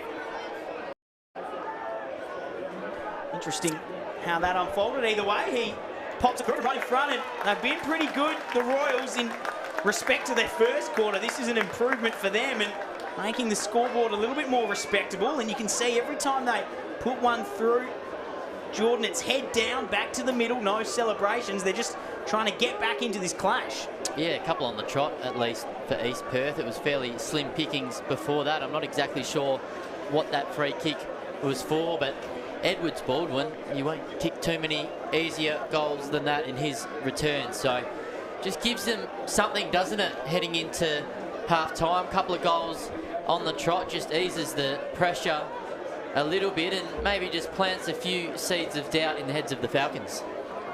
And they'll take them when they can get them, the Royals, and still unclear what that was actually for. Definitely a down the ground or maybe behind the play free kick. Either way, it's their fourth of the day. 4-3-27 they trail, 10-2-62 West Perth. And another clearance going the way, but a big tackle coming across Aaron Black. And that's a high. Umpire's pointing the wrong way unless it's a high fend-off, and it is a high fend-off, it looks like, or holding the ball rather. It's gone to Aaron Black, goes to the 50, and all over that one is Wilcox, but held out of it. Antonio didn't need to give away that free kick just at the top of the 50 there, the Royals, because Wilcox was uncontested. That ball's going to be turned over pretty easily. Cutting across to get it out, Rowan Kerr. Goal scorer dropped on the way out by Magro. No pressure coming to him, and a turnover, and that's probably been the case for East Perth. Big, strong push in the square. Can West Perth get something on goal? Snap! And it's through. Incredible effort in front of goal there. Another one. Nathan Murray has scored that from a very tight angle, and they all get around him. That was a special moment there for Nathan Murray, the 21-year-old on debut, and that was classy, wasn't it? Showed the poise of a veteran there, a really nice snap around the body, and what a moment that is for Nathan Murray and every teammate getting around him for his first goal in league footy. incredible effort. The debutant, 21-year-old from Ocean Ridge, Nathan Murray. 30 Resi's games in 3 seasons for him, and a league debut today and a goal to go with it. And what a better day, Jordan, to get on the score sheet when your team's in complete control, but didn't need any help there. That was a solo effort. Read it beautifully off the pack. That's exactly right. He's done his apprenticeship as well, hasn't he, Nathan Murray, and looks every bit ready for his league debut with goals like that. Back in the middle now, and a run of a couple of consecutive goals for the Royals, just put to bed there by the debutant. Big congratulations to Murray. They get the clearance here though. Deep entry inside from Scott, just not connecting with the forwards again, and minus score. West Perth will look to clear this through Lloyd. He goes to the far side of the ground. One-on-one contest out there. Sun playing a bit of an issue, but doesn't matter. And in front, Guerrero. Down the line and connecting well. Good hands out in front, looking to get on the back of that one. East Perth through Eaton, but gave away the free kick. Alexandre wins it. He goes down the line, over the back. Antonio had a lot of the ball here, Antonio Jordan. A couple of minor scores for him, but he's on the score sheet either way, and he's presented well at that half-forward position. Yeah, he's found plenty of it today, Antonio, and just part of a well-oiled forward 6, isn't it? Well, that's also probably the case when you're getting so much delivery from your midfields. Easy to get on the end of a couple, and he's done well, Mitchell Antonio, so far. Throw in inside 50 here for West Perth as they look to maintain this lead going into the main break.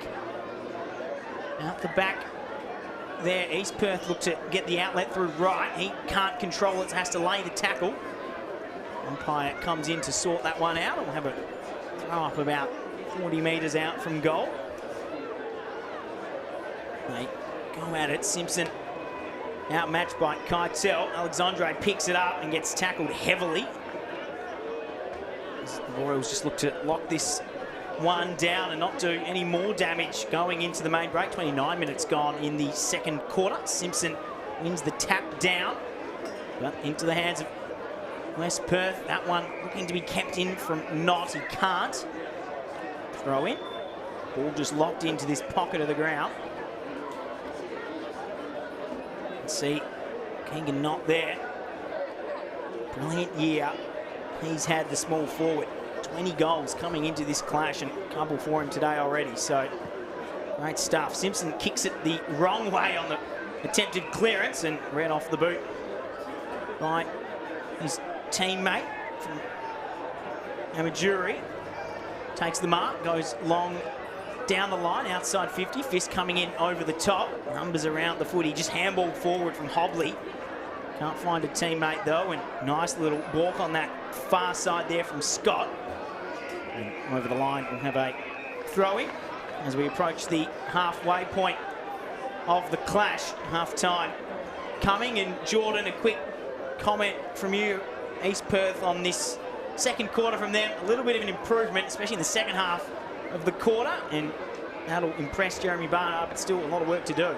Yeah, that's right. They've improved in this second quarter, but still a long way back, isn't it, when you're trailing by 40 points heading into half-time. They've started to win a little bit more of the ball in the centre, but yeah, the West Perth midfield still dominating, really, aren't they? The likes of Aaron Black and Shane Nelson, what we've come to expect from them for such a long time.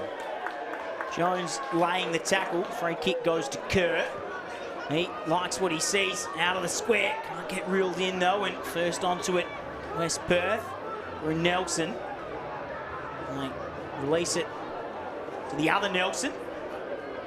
And he gets the 1-2. Looks to kick it forward, taken down in the tackle. Big hit and shoulder coming in there. Munns just gets it clear, but East Perth win back possession through the middle. Young has overlap. That's the siren though. Half time here in a dominant display in a very big rivalry clash at Leederville Oval today. You can see the score there, 68-28. 40 points in front, West Perth and Jordan McArdle. They've just had a fantastic opening 2 quarters of footy, the Falcons. Have they ever? And it's a Sandover medalist and a Bernie Naylor medalist leading the way. Aaron Black with 20 disposals. He has just been outstanding this afternoon. I've really enjoyed his work rate around the ground. He's just getting from contest to contest so well and just putting in those extra hard yards, isn't he, Aaron Black? And he's getting his reward. Up forward, it's been the Tyler Keitel show. He's kicked 4 goals straight, including 3 in that second quarter alone. So they are firing across all cylinders, aren't they, this afternoon? West Perth, and they are sitting pretty right now. 11 goals too, so they are straight shooting right now, aren't they? They have barely put a foot wrong, and they are up by 40 points at the main break. Stay with us here on Front Row Screens. Second half action here from Leadville Oval coming your way.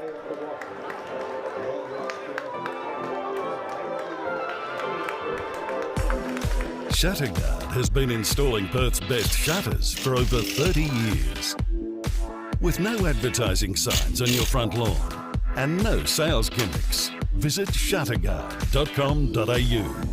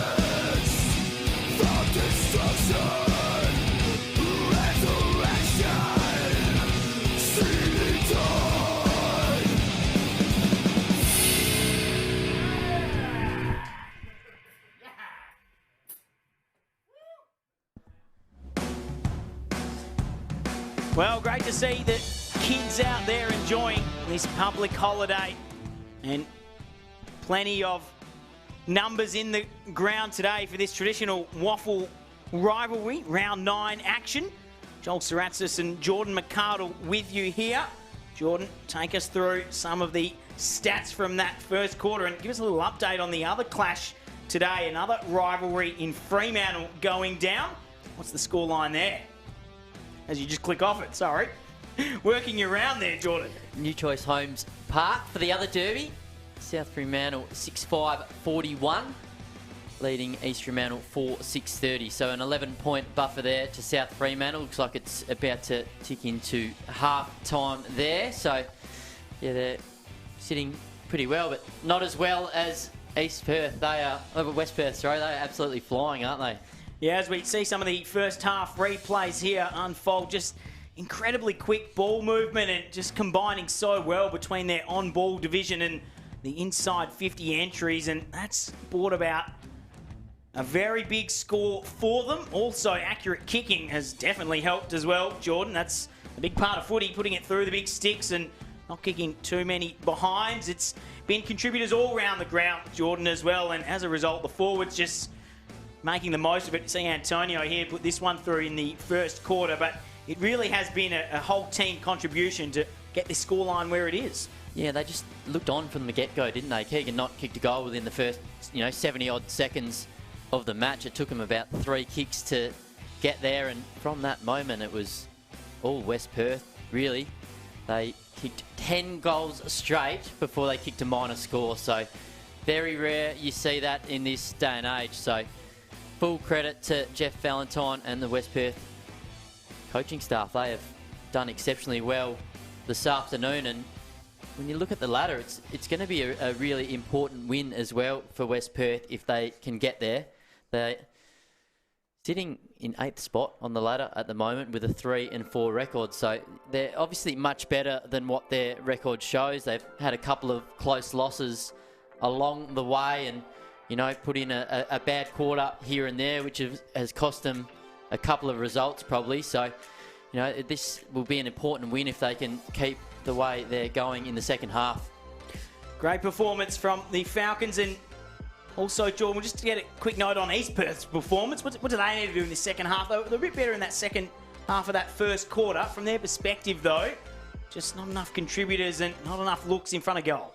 They still need to increase that pressure there, at least leading the tackle count now, which is positive. It's one of the areas that I suggested they needed to improve in that second quarter, and they did exactly that. They provided that little bit more defensive pressure on the ball carrier, and their reward was a couple of extra goals there as well. So they improved, but still a lot of work to do, isn't it? They're down by 40 points at the main change. So, yeah, I'm sure some more stern words will be spoken from the coach, Jeremy Barnard, at the main break. We see some of the replays from that first half, thanks to CD Dodd, and the ground is packed, Jordan. No room out there to get a kick to kick because it's so full. Just got to muscle your way into position in front of the goals there to try and get something on in this halftime break. Great to see everyone out in force watching this traditional rivalry in the WAFL round 9 action. And just a quick comment, Jordan, how strong is WA footy at the moment? We had that sold out OPTUS Stadium over the weekend. It is just a great thing to have, and probably a case of the fact that we've done pretty well through what was a pretty difficult couple of years, obviously pandemic and all. We've got out the back of it and everyone ready to get out and enjoy their local community footy. Absolutely, and I think it just shows that we're ready to host an AFL Grand Final. We've got one of the best venues in the business, don't we, OPTUS Stadium? What a fantastic spectacle Saturday night was. Dreamtime at the O, wasn't it? It was fantastic that it got sold out in a matter of hours. There was, I think, nearly 10,000 people on the long walk in the lead up to the game, and it was a fantastic game of footy as well on Saturday night, wasn't it, between Richmond, who came away with the win in the end, but they got tested, didn't they, by Essendon, who took the lead late in the match and nearly came away with a famous win, a second famous win in as many weeks at OPTUS Stadium. And if you picked up on that very subtle agenda push there from Jordan McArdle, grand final in WA at OPTUS Stadium. Pretty subtle there, Jordan. So Gil McLaughlin, if you're listening, which I'm sure he's a West Perth supporter. Nice agenda push there from the best in the business, Jordan McArdle. Stay with us. We'll take a break, and second half action coming your way here at Leadville Oval.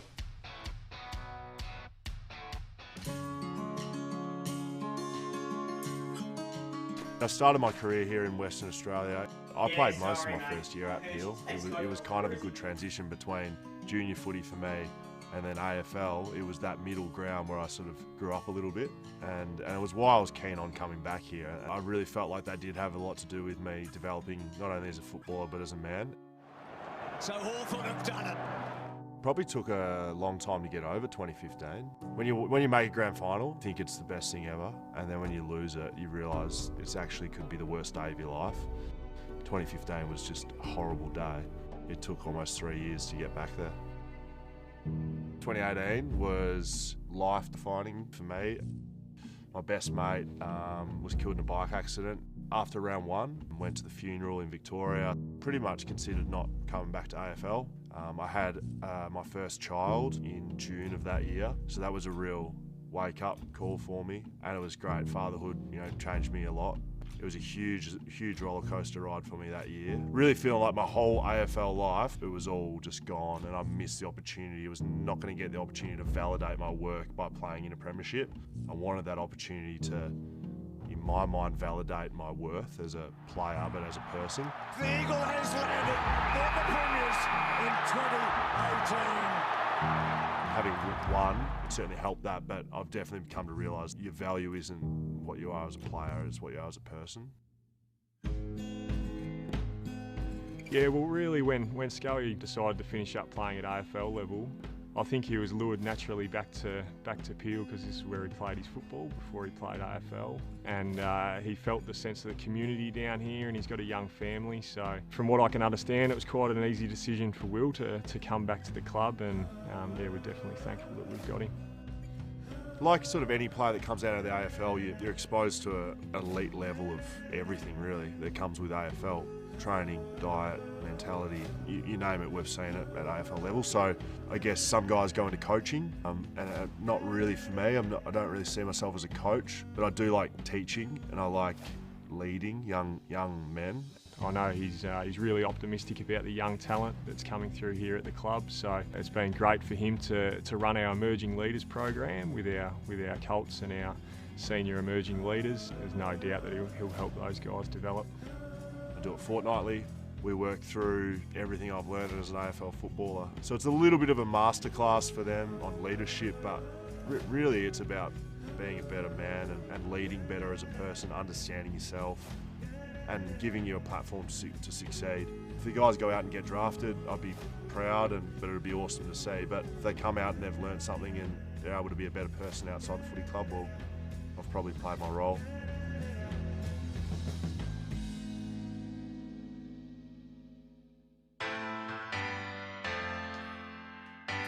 Well, thanks to Optus there. That was a look at the AFL Premiership player Will Schofield and his return to the Waffle. Obviously heard from a West Coast former teammate of his, Matt Rosa, in there as well. Great to see them doing the best down there in Mandurah for Peel's there on Saturday, Jordan. A great effort from Peel, and always get a big crowd in there. And a big crowd here today. As you can see, look at that, Jordan.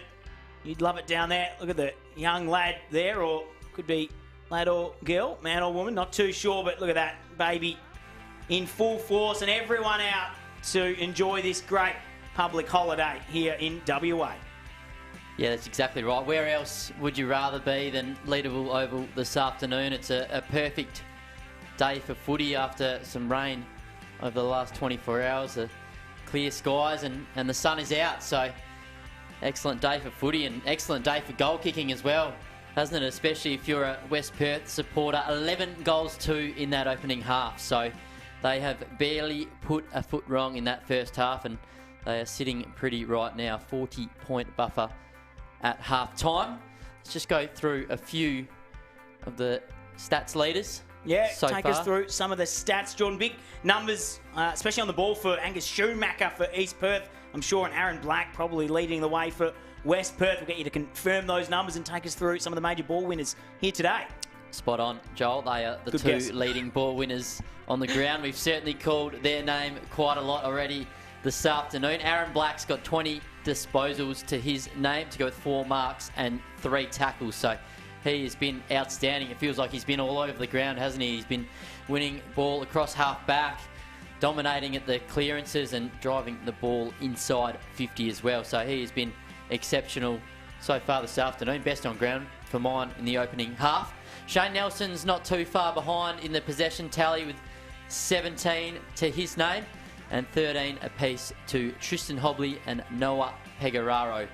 For East Perth, Schumacher's actually leading the leading ball winner on the ground, so he's certainly holding up his end of the bargain for East Perth. He's got 21 disposals to his name to go with 5 inside 50. Rowan Kerr, hasn't he been good in his return from injury? He's got 19 disposals to his name, 5 marks and a goal.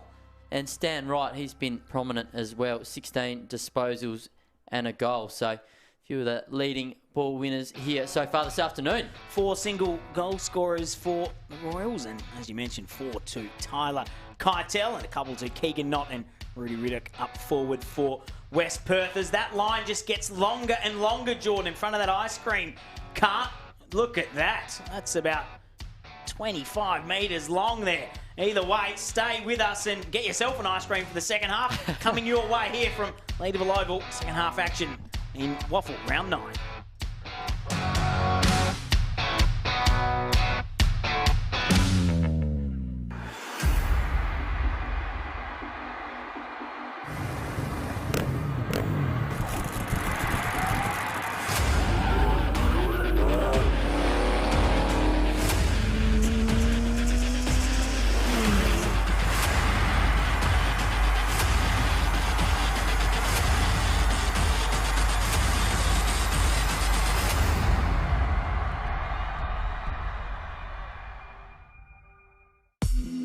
Shatterguard has been installing Perth's best shutters for over 30 years.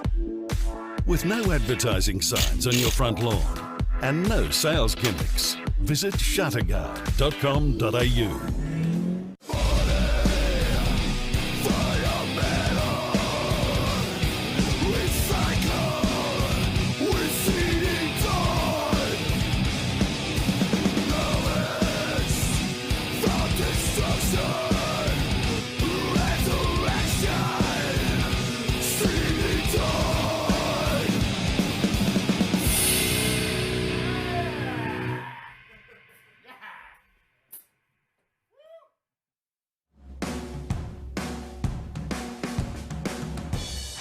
Well, look at that outlook. Fantastic conditions for a game of footy and fantastic conditions to come to the footy. As you can see there, the bouncy castle pretty jam-packed with kids, and both sides making their way back out onto the oval for this second half. Joel Saratzis and Jordan McArdle bringing you the action today for Front Row Screens. Pleasure to be here. And Jordan, if we look around in the round 9 results across the league, this is obviously the last day of action in an extended round. 2 big clashes from traditional rivals today. Take us through some of those other results. Obviously, Perth Subi kicked off the round earlier in the week on Thursday. Yeah, that's right. It's been a long round, hasn't it? It started all the way back at Mineral Resources Park on Thursday night, and what an emphatic performance that was from Subiaco. 16-13, 109 to 1 goal 5-11. So nearly triple figures there from Subiaco, whose percentage shot by about 20%, I think it is. So they are up over 150% for the season, 151.98 they are. So sitting pretty at the top of the ladder with a 7-1 record. They were really powerful, weren't they? And Perth only kicked their first goal with about 5 minutes left in the match. So at least got one major to their name, but worrying signs there, especially on the injury front. They are missing at least 5 or 6 of their best 22, but no such worries for Subiaco, who you'd have to say they're the premiership favourites right now, taking that tag off Claremont in the last couple of weeks. But Claremont got the job done against West Coast, but got a little bit of a scare, didn't they, on Saturday? 14-9-93 to 9-12-66. So a much improved performance there from West Coast WAFL side after, you know, they haven't yet to win a game in 2021, but a couple of their mid-season rookie draft pickups have obviously added an instant impact. No bigger than Connor West, 30 possessions in his debut. So different jumper for him on Saturday, but same result. So he's, I think, 4th or 5th 30 possession haul of the season. And it's just great to see him get an opportunity at AFL level as well. He looks ready to go. Tell you what, if there's another injury or 2 in that West Coast midfield, you could slot him in there with pure confidence, I reckon. He's ready to go. And you mentioned he's out of this West Perth side, but obviously his impact not worrying them at this stage. Big leaders, 68-28, their lead coming into this second half. And there's the big man up front, Keitel, who's been incredible today. As you'd expect, he's a very dangerous forward. And we'll go through those other scores, Jordan. Just the one other game. Swan District's getting the win over Peel Thunder down in Mandurah. 67-59 the final score there. And nearly Swan, the game of the round so far, wasn't it? Absolutely. And Swans move up into 3rd position as a result of that win. Obviously, South Fremantle playing today against East Fremantle in that clash over the other side of town. And they are leading there, South Fremantle 41-30 as they approach the 3rd quarter. And you can see the Royals there, a lot for them to do, Jordan. And from your perspective, can they get back into this clash? And if so, how do they go about it? I imagine it's putting score on the board pretty quickly and early from this first 3rd quarter bounce down. Well, they showed glimpses, didn't they, in that 2nd quarter, especially in that last probably 10 to 15 minutes of the first half. So, yeah, they just need to win a few more clearances and stop the likes of Black and Nelson in their tracks, because they are red hot right now. At least they got that tackling pressure a bit better, wasn't it, in the 2nd quarter. They struggled big time in that opening term, and the Falcons really made the most of the lack of pressure, didn't they? They just kicked straight all over the ground, and especially up forward, went 11 goals 2 for the half. So, yeah, they just need to keep applying that pressure and just keep maybe plant a few seeds of doubt in the Falcons' minds with a couple of early goals to start this half. But there's a lot of work to do, isn't it? They're trailing by 40 points heading in to this second half. 11 goals 2-68 to 4 goals 4-28. So even up front as well, they just need to start kicking that little bit straighter and make the most of their opportunities.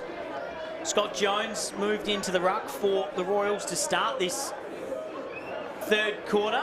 Obviously, Ajang started their 1st quarter, so a bit of a switch up there. Ajang's gone forward. There he is, the big man, number 70. Obviously, we've got to look at his rig, Jordan, in that 2nd term. Everyone ripping his shirt off, and we found out that there's no double up in numbers in the rooms at this level, but at least he's got something on. Number 70 here. Action underway. Third term, he wins the ruck. Tapped down pretty easily and follows up as well. And there's the man we talk of, Jang. He's kicking it to him from the clearance.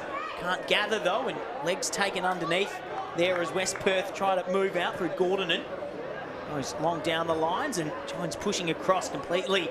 Misses that footy as it flew through the air. That's the big bloke's job, Jordan, to deal with it in the air. He unfortunately misread that one. Ground level. Falcons will just move it around. They kick long to it one-on-one and over the back. Nice hands. Great grab from Jack Cooley. And he goes inboard to Masando and pushes back quickly and uses Cooley as an outlet. Handball just not sticking, and they go back through Wilcox. He looks one way, decides to go the other, and they'll bring it to this near side. Picked in the back pocket, as we see in the foreground there. That line to the Mr. Whippy Van Jordan is getting longer, I can confirm. I'll probably owe you an ice cream after you sorted me out with a nice cappuccino pre-game. Look, if you're buying, why not? We'll head over there after this one's finished. Into the pocket, off hands, cutting across the East Perth defence. Look to kill that footy and move it out. They do get the result they're after, and Keegan Knott, always dangerous with the ball hitting the ground inside forward 50. He got the ball rolling, didn't he, this afternoon? Keegan Knott, a goal within the opening 70 seconds. One of 2 first quarter goals for him. Throw in a bit shallow, and Keitel gets the front position. We saw him in the second term there, just put one on the boot from the ruck and using his body well. They're calling for deliberate there, Falcons, and they'll get it.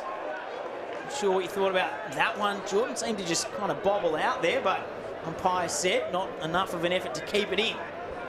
Delaporte goes inside 50, likes what he sees, but essentially an uncontested grab going the way of Hayden Lynch.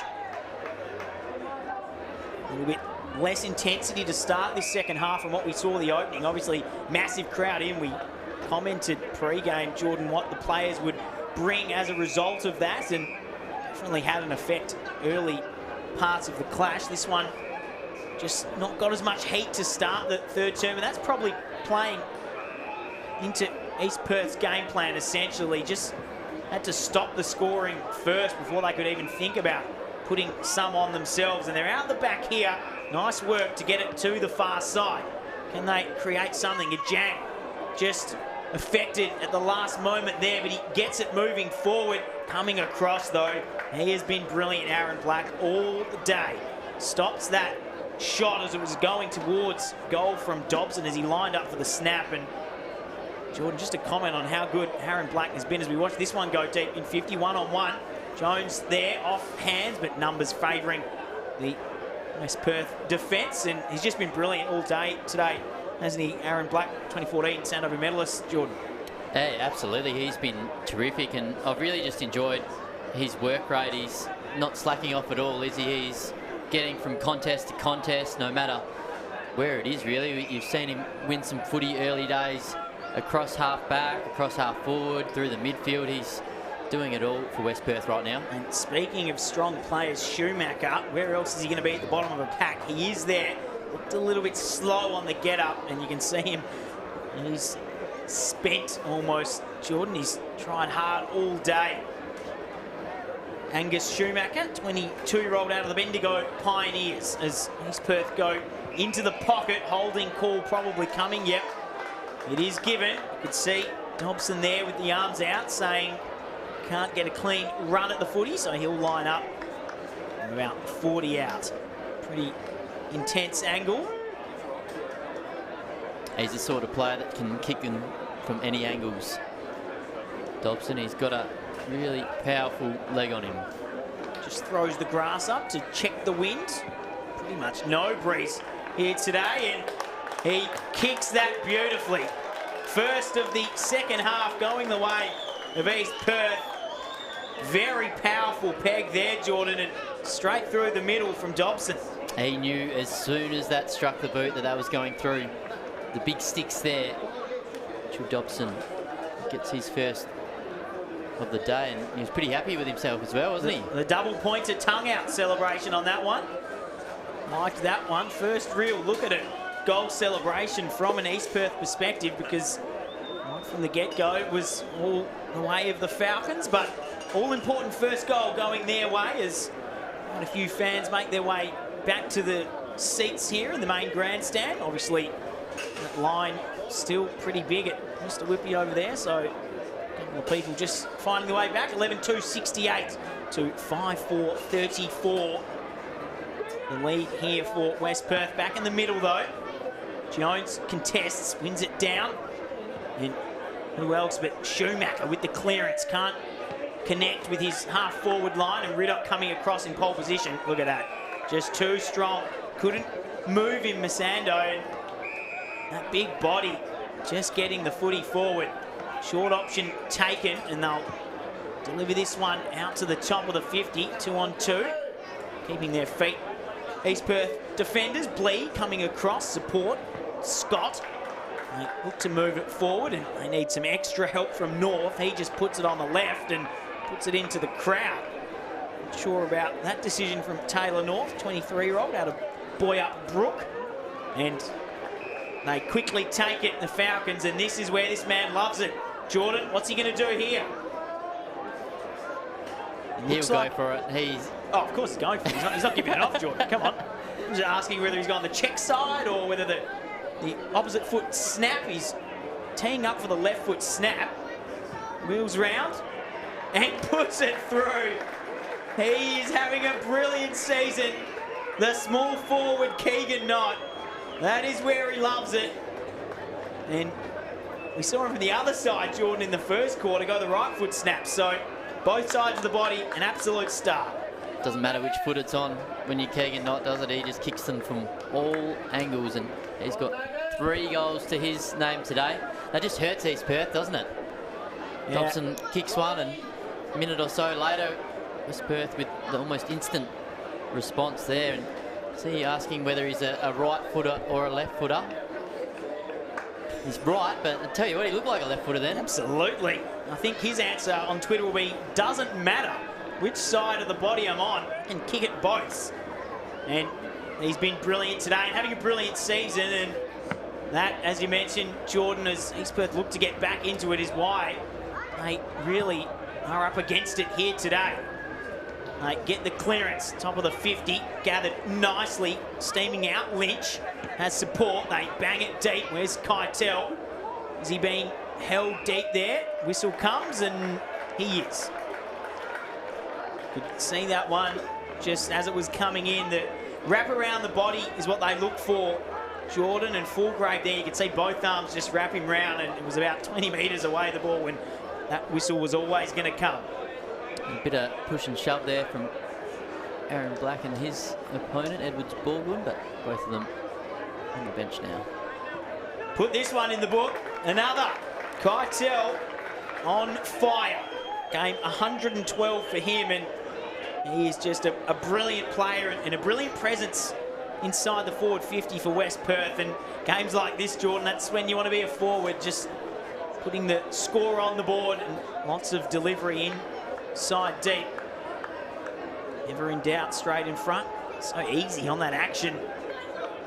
No pressure on the kick whatsoever from his own perspective. Just guides it down easily and fluid motion. Yeah, 5 goals to Tyler Keitel already this afternoon. The next best on the ground is Keegan Knott with 3. So, yeah, they're just the usual suspects up forward for the Falcons. Back in the middle and increasing their lead. West Perth, a brilliant day at the office for Keitel. 5 for him. And this is exactly the kind of performance that gives him that star status at WAFL level competition.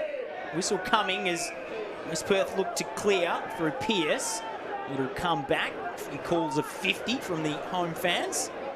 Not coming. Stanley Wright will get back possession. Ball is about 100 metres away.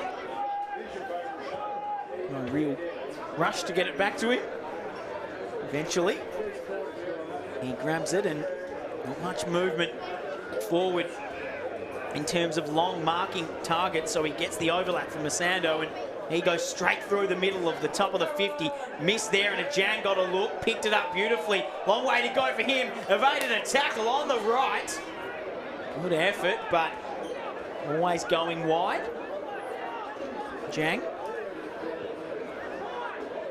24-year-old from Ellenbrook Junior Footy Club, 36th league game today, averaging 20 hit-outs a game this year, and he's played every game, so a good season from the big ruckman. Obviously, him and Scott Jones combined in the ruck division for the Royals. That kick is into the pocket of space in front of Thomas Boys and uncontested, and this is that run and overlap we saw in the opening term especially. Almost 50 given there on the slight push as West Perth steamed forward, and they got the outnumber out the back over the top. They should increase this chain here. Spare numbers everywhere going inside 50. It's just a case of picking the target. That's exactly what they do. And who else are you going to pick? Too wide though, just out on the full. Turned over, unfortunately. But Jordan, that's that ball movement we've seen from them, and a great example of it there. The final kick not reaching Keitel legally, just outside the field of play, but incredible stuff all day from them to just so move it one slick, isn't end. it? Yeah, that just goes from one end of the ground to the other so quickly. That ball's, Ski just rushed behind there. Riddick saying, I wasn't applying the pressure, so where's my free? But, well, oh, and there we go. Again, turned over. It's all just falling apart a little bit here. But, Jordan, we love a big bag, and time for it here. 6th for Keitel on offer. That one he accepted gracefully from the turnover. Didn't break stride intercepting that, just obviously missed on the outlet from East Perth. And you're going to get it, Jordan? You're backing him in? Absolutely. Absolutely, and that's exactly what it does. 6 goals for the main man up front for West Perth, and it really is now, Jordan, just party time for them. This could blow out a little bit. You can really feel around the ground that intensity's just gone from the game. I think most players out there almost conceding this result, and we're only halfway through that third term. So from an East Perth perspective, what do they need to bring to make sure that it doesn't blow out too much?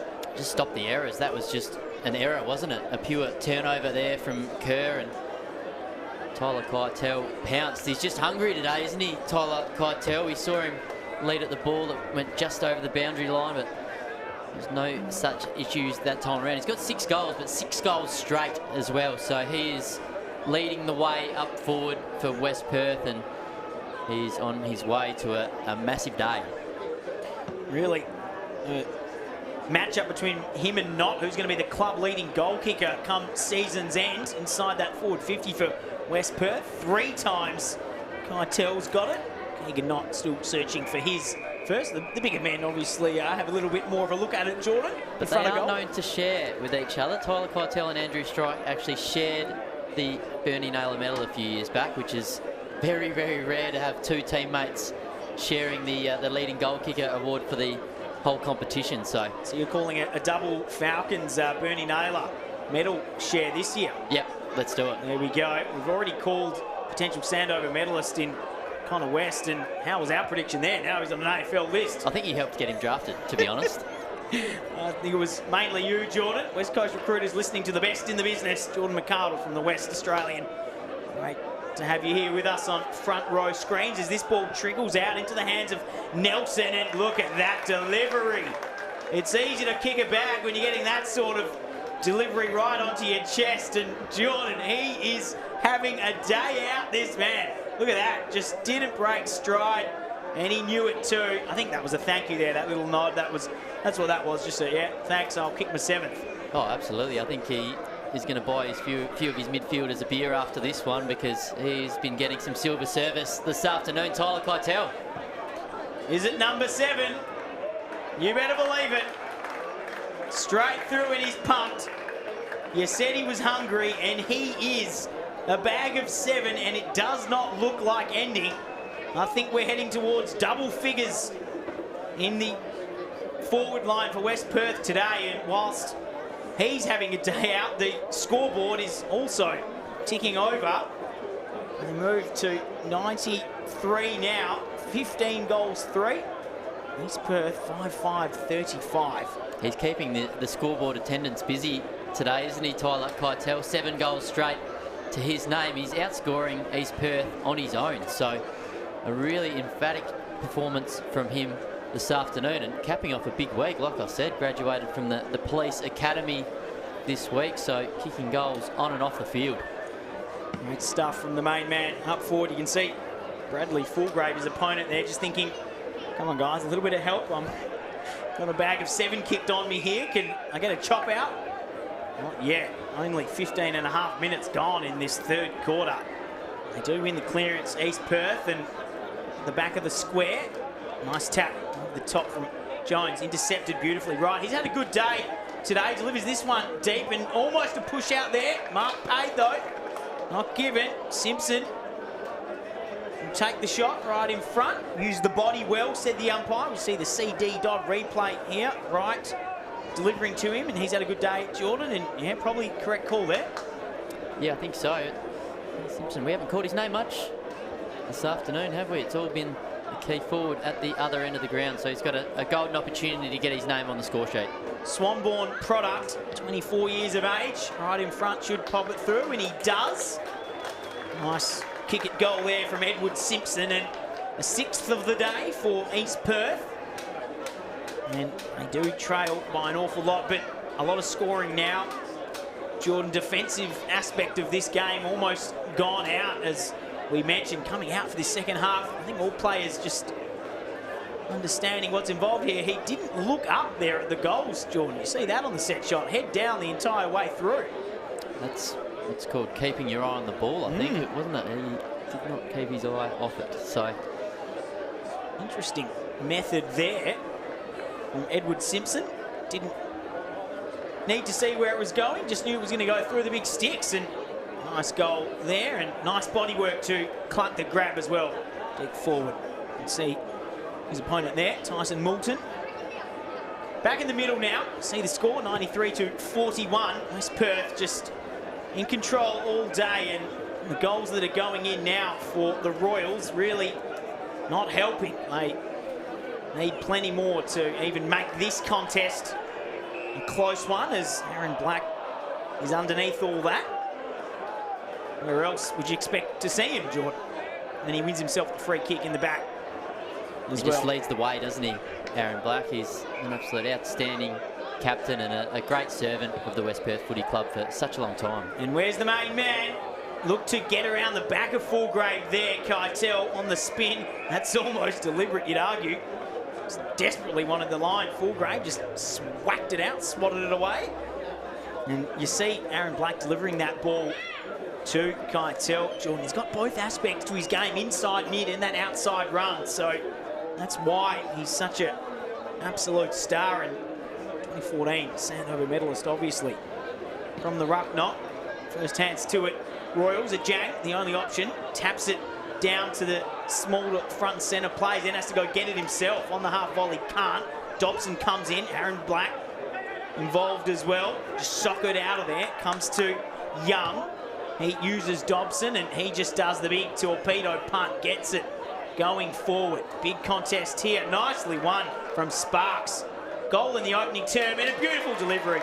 Great work from 19-year-old Harley Sparks to find his teammate in Wright. And both those lads, Sparks and Wright, had good days in Royals colours. Absolutely, yeah. They've been two of the better performers so far for East Perth, but it's been fairly slim pickings, hasn't it? Too many passengers in this side so far today, and just need a few more to lift. Stan Wright's been arguably their best alongside Schumacher. Saw on the replay there, Sparks just didn't blaze away, had some composure to find the leading target, and into the post from Stanley Wright, 23-year-old from Dunsborough. 49th league game for him today, looking at his 50th next week, 4th season. He had a year off last year, played Amos for Wembley, so good to see him back in East Perth colours, and he's certainly making it count, like you said, ahead of his milestone game next week. Made Rezzies in round 1 and is stuck in the lead side ever since round 2 onwards. Nice hands coming out there from Moulton. Takes the grab. Arms outstretched and had to be strong there with that man we speak of right under pressure from him. Over the top they go. Antonio receives. Nice work from the big man to intercept that. And open 50. No one deep inside for East Perth, but they couldn't win the contest coming out. Nice defence and throw in as rules call for deliberate. Dobson not going his way. Don't want to upset him, Jordan. Big Dobson, big frame on him. Absolutely, yeah, he's a scary unit. Dobson. One out nicely from Jones. Takes it out of the ruck and handballs it to his midfield group, but that kick just easily picked off. Lynch, no pressure, managed to reel that in, and Keitel, you can already see, Jordan, he's pushing back towards the square, knowing that this one will probably come in his direction, and that's exactly where it goes. One-on-one, has help out coming across. Brilliant work, Willocks. Left his man, had to affect the spoil and got it all the way to the line. That is how you defend and help out your teammates. And finally, Fulgrape says, thanks for the chop out. Yeah, that's right. It's good team lifting stuff there from Wilcox in his return. Big fist and stopping Keitel, adding an 8th to his tally. 7 already for him and 21 minutes gone in this third term. All the numbers around this ball. We'll have a throw in just inside the 50 for West Perth. On the outer skirts there, Rowan Kerr in today, directing traffic. Back in the side. Jones gets front position at the ruck knock, wins it down, then lays a big tackle in over the top, just cleared away from Cooley. Big collision coming, nice spin out. Amajuri got the ball and knew that there was space if he could get there and win the race first. He did. Dobson picks it up off the deck, has support.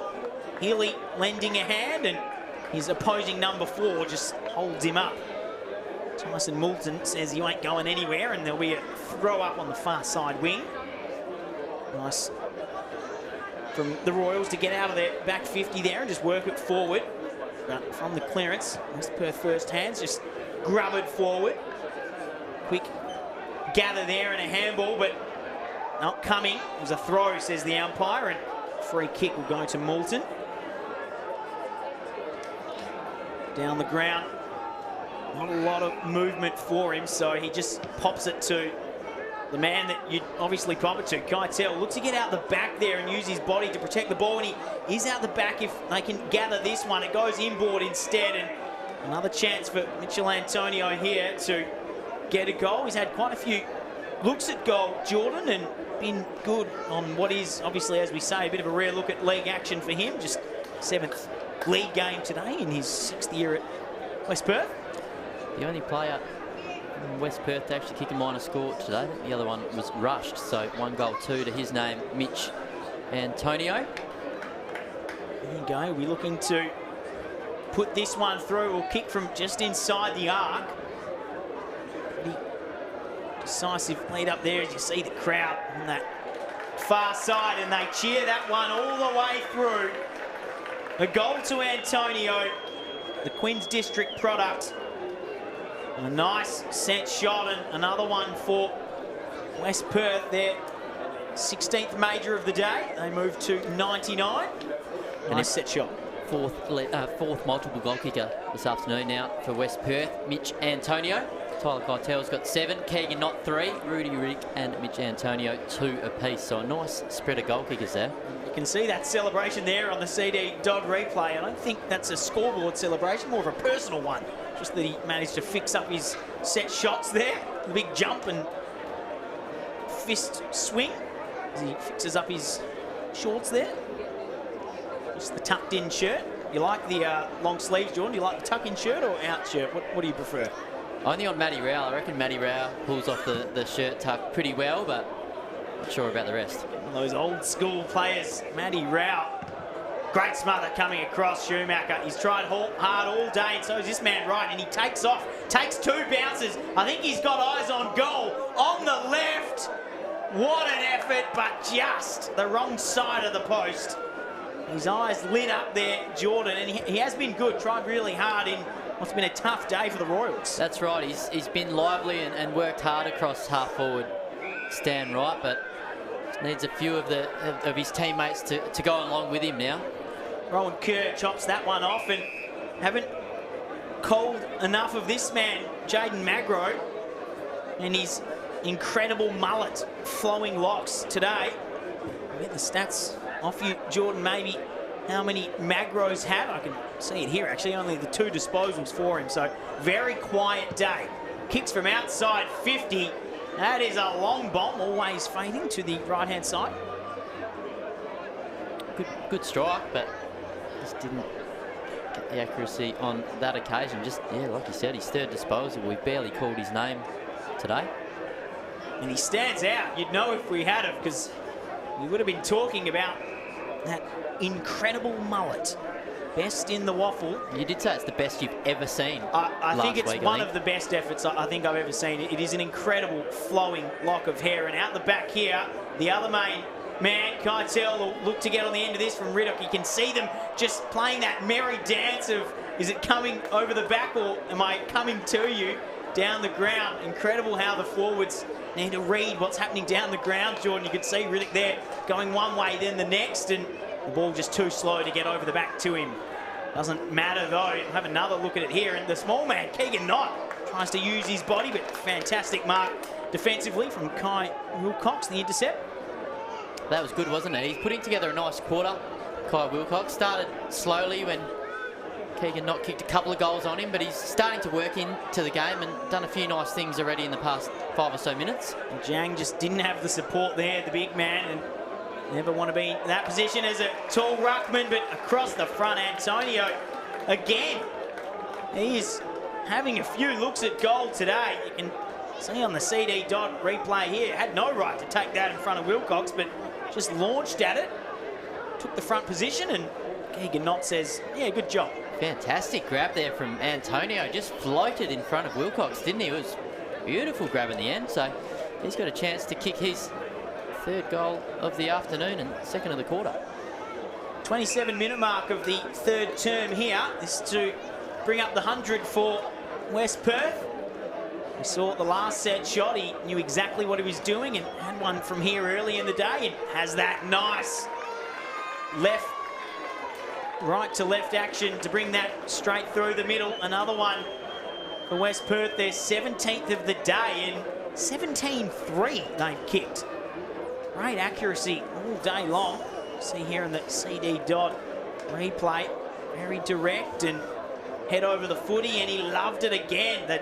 The triple clap on that one, Jordan, not the flying jump fist, just the triple clap celebration there. He's straightened things up, hasn't he, this quarter? Mitch Antonio, after a couple of blemishes in the 2nd term, he's come out firing in the 2nd half. You said you like the crowd point. How do you like the triple clapper? No, celebration? I like the crowd point. You like the crowd point? Especially Okay. when it's a away game, you're getting on top of the opposition. I don't mind that. It brings a bit of spice, especially when it's a WA Day derby. It's the day for it. Speaking of celebrations, Jordan, and speaking of the mid-season draft, we saw Caleb Lane earlier in the year at Claremont, the big celebration on his first league goal. Now he finds himself on a list, so congratulations to him, and also Connor West. We mentioned the story from out of this side, West Perth side today.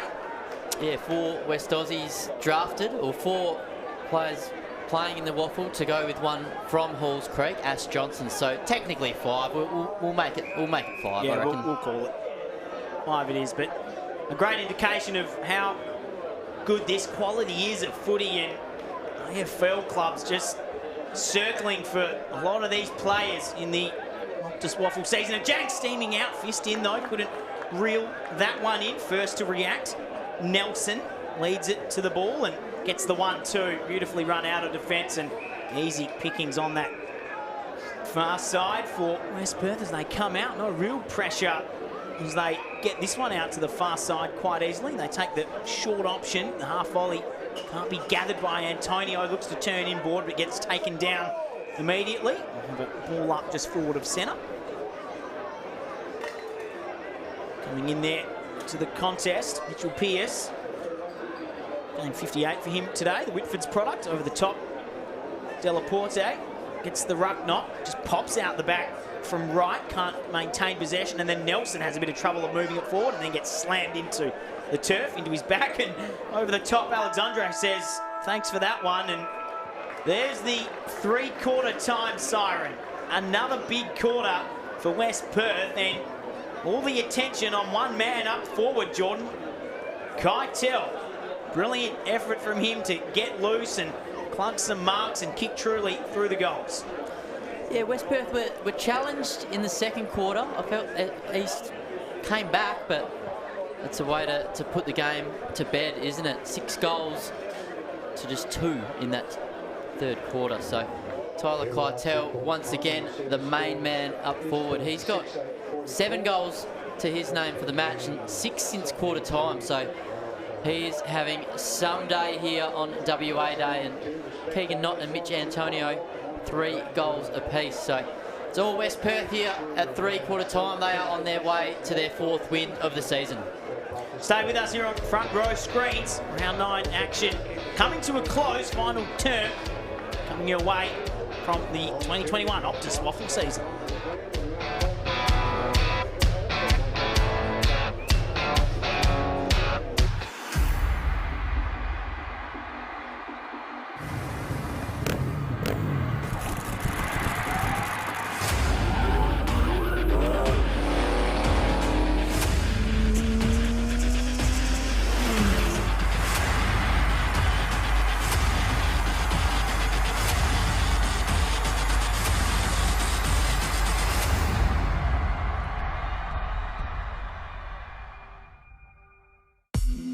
Shatterguard has been installing Perth's best shutters for over 30 years. With no advertising signs on your front lawn and no sales gimmicks, visit shatterguard.com.au.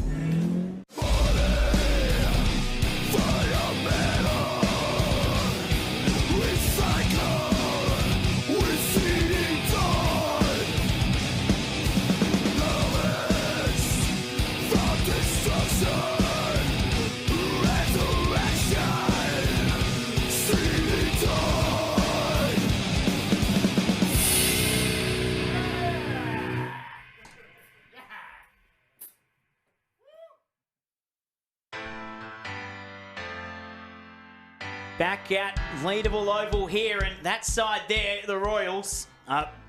Bad day for them on the scoreboard, and you can see the final messages coming to them as they look to make this scoreboard respectable. Another game on today, though, Jordan. Another traditional rival derby. Take us through that one between South and East. Looks like it's going to be 11 in a row for South Fremantle against their arch rivals East Fremantle. They are leading 10-7-67 to 4-7-31 heading into three-quarter time there. So the South Fremantle Bulldogs are going to come away with a big win there, which means if West Perth win, they jump into the top 5. So a really important result for West Perth. As we go through the goals of the day, and if you are a West Perth fan, make sure you're watching this closely from a Royals perspective. Not too much to show, unfortunately. Here's one that looked very similar to the one he just kicked Antonio in that third term there. 2 in a similar position of the ground for him and Riddock. And Jordan will get you to take us through the goal scorers of the day. And whilst he's got a couple, Antonio, there's one man up front who's got the most for West Perth. Yeah, it's been a nice spread of goals, but Tyler Keitel certainly leading the way this afternoon. He's got 7 goals straight to his name against the club that he actually started playing footy for. So played a few seasons of Colts and I think a little bit of Resies for East Perth before his transfer up the freeway in 2015, I think it was. So yeah, he's having a day out against his former club. And Mitch Antonio, he's straightened up his kicking since half-time. He's got 3 goals to his name. And Keegan Knott, he just keeps on keeping on, doesn't he? Just the 4 touches for him today, but 3 have resulted in goals. So does not need much of the footy to have an impact. The Wiz. Come on, you know you want to give us a look into the tweet. What's it going to be? Not many possessions, but still scoring goals. Something along those lines, or what can we expect from the Wiz? Oh, I'm sure he'll be up and about on Twitter later this afternoon. And why wouldn't he? He's had a big day, and his side is well on their way to a very big WA Day derby victory. And we look at the goal scorers for East Perth, and it's fairly slim pickings there, unfortunately. Just the 6 goals for them so far this afternoon, and all singles. So Dobson, Edwards, Baldwin, Kerr, Simpson, Sparks and Wright are all the goal kickers for the Royals. We saw Wright's replay there, just a 40-metre set shot, brilliant from him. A little comment on his game today. Jordan tried hard across the ground, along with the man with one of the great names going around, Angus Schumacher. Yeah, he's been busy, Stan Wright, and worked really hard across half forward. He's got 21 disposals to his name, so one of the more prominent East Perth players this afternoon to go with his goal. He's got 1 goal too, so probably that's the only blemish on his game, the goal kicking. But yeah, he's certainly done his bit. Among the other ball winners for East Perth, Rowan Kerr's got 24 and Schumacher leading the way with 25. Saw the replay of Keegan Knott there. You said you liked the point to the crowd and the triple clapper. That was the air kiss. That one, kissed the hands and then put it up to the air after the left foot snap from Keegan Knott. Maybe that's what he'll be getting to on Twitter. And that goal there from Simpson was interesting. Didn't take his eye off the ball on the entire lead-up. And not much of a celebration either, was it? Just a slight fist in the air, but yeah, that's probably about fair when you're that far behind. They're trailing by more than 10 goals at three-quarter time. 17-3, 105 to 6-8-44. You can see here just Jeremy Barnard giving a little bit of an extra talking to his side as they enter and break the 4th quarter there. West Perth already out on the ground. Obviously their message is a little bit more positive in tone, I would imagine, going into the final term here. But either way, a fantastic crowd in today, and interesting to see. Jordan, you mentioned that this could be a record-breaking weekend for WAFL. See what the crowd numbers officially come in as post-game today, and I'm sure we can find that all online from yourself. Great to have you with us on Front Row Screens. Great to have your expert insight into the game of WAFL. You are one of the best of the business, Jordan. I call it every week, but your knowledge is just great, and great to have you with us. Thanks, mate. I always like commentating with you when you introduce me like that. Very big shoes to fill, I'm sure. Duff's put in the hard yards for a very long time, and I am well behind him, my colleague Mark Duffield. So I feel flattered that you're saying that, but it's very unwarranted. Lovely to have you at home too, joining us on Front Row Screen Sport today. A big day coming in, a lot of atmosphere as we entered the ground. Speaking of media personality types, saw Adam Papalier, one of the great callers out of WA, coming here with his family today to have a watch of the WAFL today. Not sure what his alignment is, maybe just a day out of the footy. He does live up north the river, so it might be a Falcon supporter. One of the all-time greats of WA footy media, Adam Papalier, is over top that one. Big tackle there under that pack. Thomas Boys gets up, looks at the hand, assesses what went down, still looking at his hand there. Boys, advantage pay. East Perth inside, look to get on the end of this. Great turn inboard, left foot snap. First of the final term, goes the way of the Royals. Brilliant combination there, Dobson with the goal. And that's what we haven't seen enough of, the quick centre clearance. Open forward line, with a good effort there, Mitchell Dobson. Yeah, he's been busy, Mitch Dobson. He's found a fair bit of the footy and done his bit up forward and just trying to pump his teammates up, isn't he? Yeah. He's not giving up just yet. Still a lot of work to do, isn't it? Down by 55 points, but the goal just gives them the perfect start to this final quarter. A double pointer spin arm there. I think that one's called, Jordan, that celebration. Loved it. Dobson, and as he should. Nice effort from the Royals to get the first on the board in this 4th term. As we said, after half-time, Jordan, interesting atmosphere in terms of the players out on the ground. Almost a little bit of a concession from intensity terms for the Royals. That was a pretty big scoreline, but another clearance here. Can they get too quickly? Dobson again uses the body well, protects the ball drop, but gets out the back and can't reel that one in. Throw in right in the pocket for the Royals. Mitch Dobson there, kicking a goal. Big frame on him. Strong runner as well, out of the ruck. Right foot snap, what a goal. Incredible effort there from Simpson. We mentioned his last goal didn't look at the goals, he didn't do it there either. Fantastic right foot snap over the shoulder. They've started this quarter with a point to prove, haven't they? East Perth, 2 goals in the space of 2 minutes, so they're not giving up just yet, and just a flicker of hope, isn't it? Great stuff too in quick fashion there. Obviously a lot of work to do. 105 to 56 the scoreline. Great effort out of the ruck though there from Edward Simpson. A couple of goals for him, the Swan-born product. 36th league game for him here today. Kicked 5 in round 5 against Swan Districts and 2 goals in each of the last 3 rounds. So he continues that good goal scoring form. A couple here again today for the big forward Edward Simpson. And secondary ball up here just outside the circle. As you see, Edward's Baldwin at the bottom of that, just looking up to the sky, saying, a lot of weight on me there. Manages to get up though. Brilliantly read straight from the tap down by Pierce. He goes back with the outlet and they get it to half forward. Nicely read from Eaton.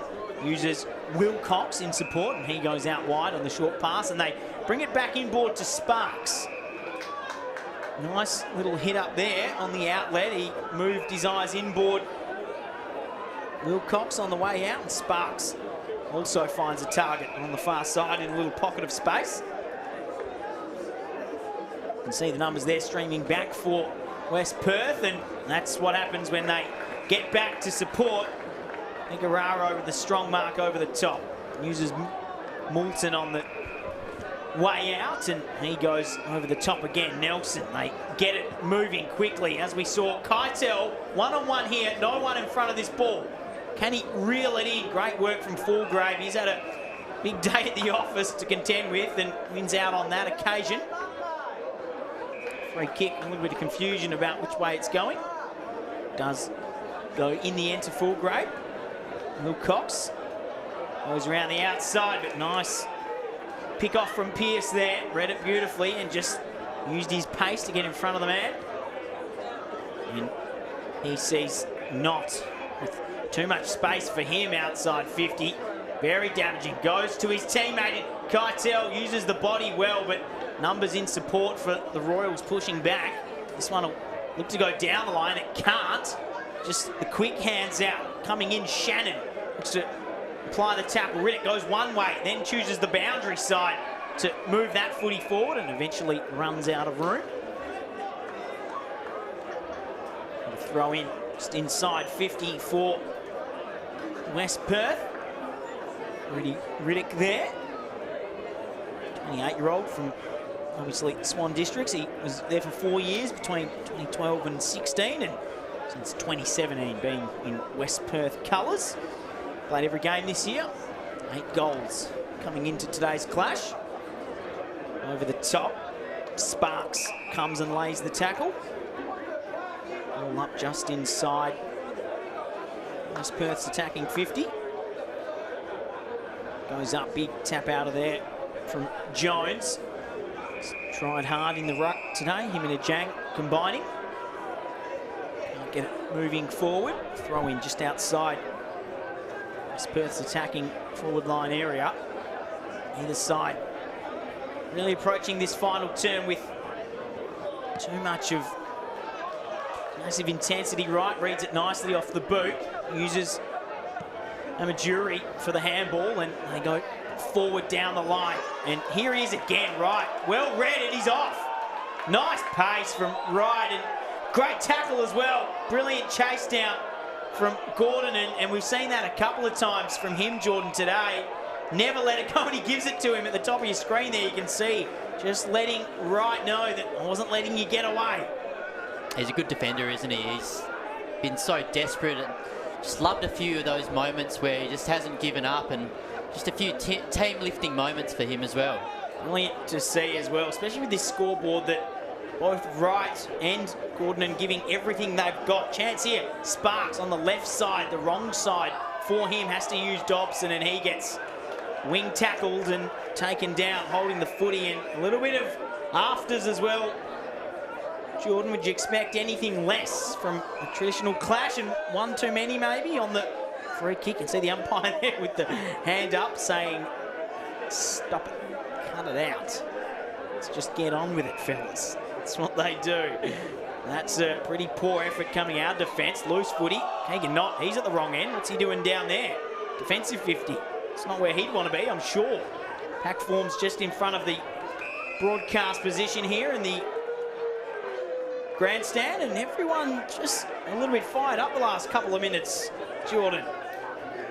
Despite the big deficit in the scoreboard, everyone just getting into it. There's always a bit of spirit in a WA Day derby, and this has been no different despite the scoreline. Big up and under there from Jones, and brilliantly read down the ground from Hilly. He moves it on quickly, looking for a teammate deep inside, but Moulton just read that nicely. Affected the spoil, and on the release from the left goes long to Antonio. Nice hands out in front from him, but also a nice hit up from Moulton to keep his feet deep in defence. He looks for the short option, but cutting it out nicely. East Perth first onto it. Milton again looks to go round the tackler.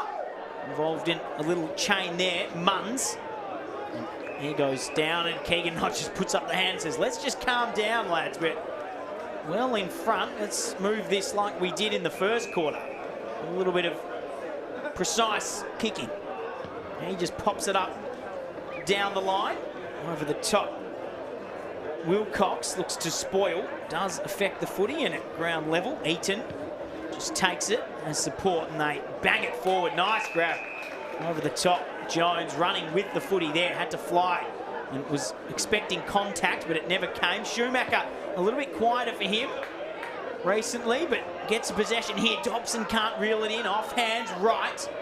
Both have tried hard inside 50 for East Perth, and Dobson gets it back, and his eyes light up, and they look to drill that pass into the leading out forward and Simpson, but he can't, and East Perth will release on the far side, and Antonio, who's had a bit of the footy today, leading up at the half-forward position. Marks, but nice work from Jones to keep it in. Nothing too decisive from either side. Last couple of minutes, front and centre. Well read from Hilly. Gets it off and shot at goal, but nothing coming. It'll be easily marked by Gordon, and in the back pocket. Jordan, it's all fallen a bit apart from both sides in terms of the movement forward the last couple of minutes of this clash. Yeah, absolutely. It's always going to be tough when the scoreline's out around that 50-point mark. The mind starts wondering maybe. Maybe a look ahead in the back of the mind to next week's fixtures for both these sides. Today it has been a West Perth fantastic performance all day. First quarter they were just piling on the goals, and has not stopped all day for them. This one just inside the play. Schumacher decides he can get out the back of the pack, and he does nicely on the left, steaming out over the top. Nice grab coming out of defence on the second grab from Hamilton.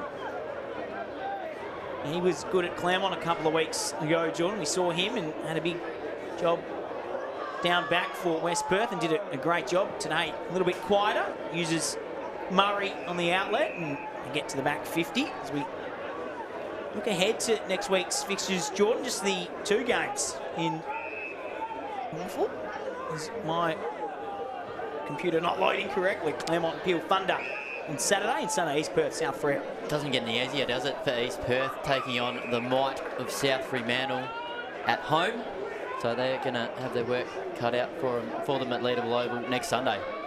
West Perth, their next clash. Swan Districts in a couple of weeks, round 11 at Steel Blue Oval. They've got this one to half forward. Riddick leads up and accepts nicely on the chest and takes off, uses that stand rule, and out the back.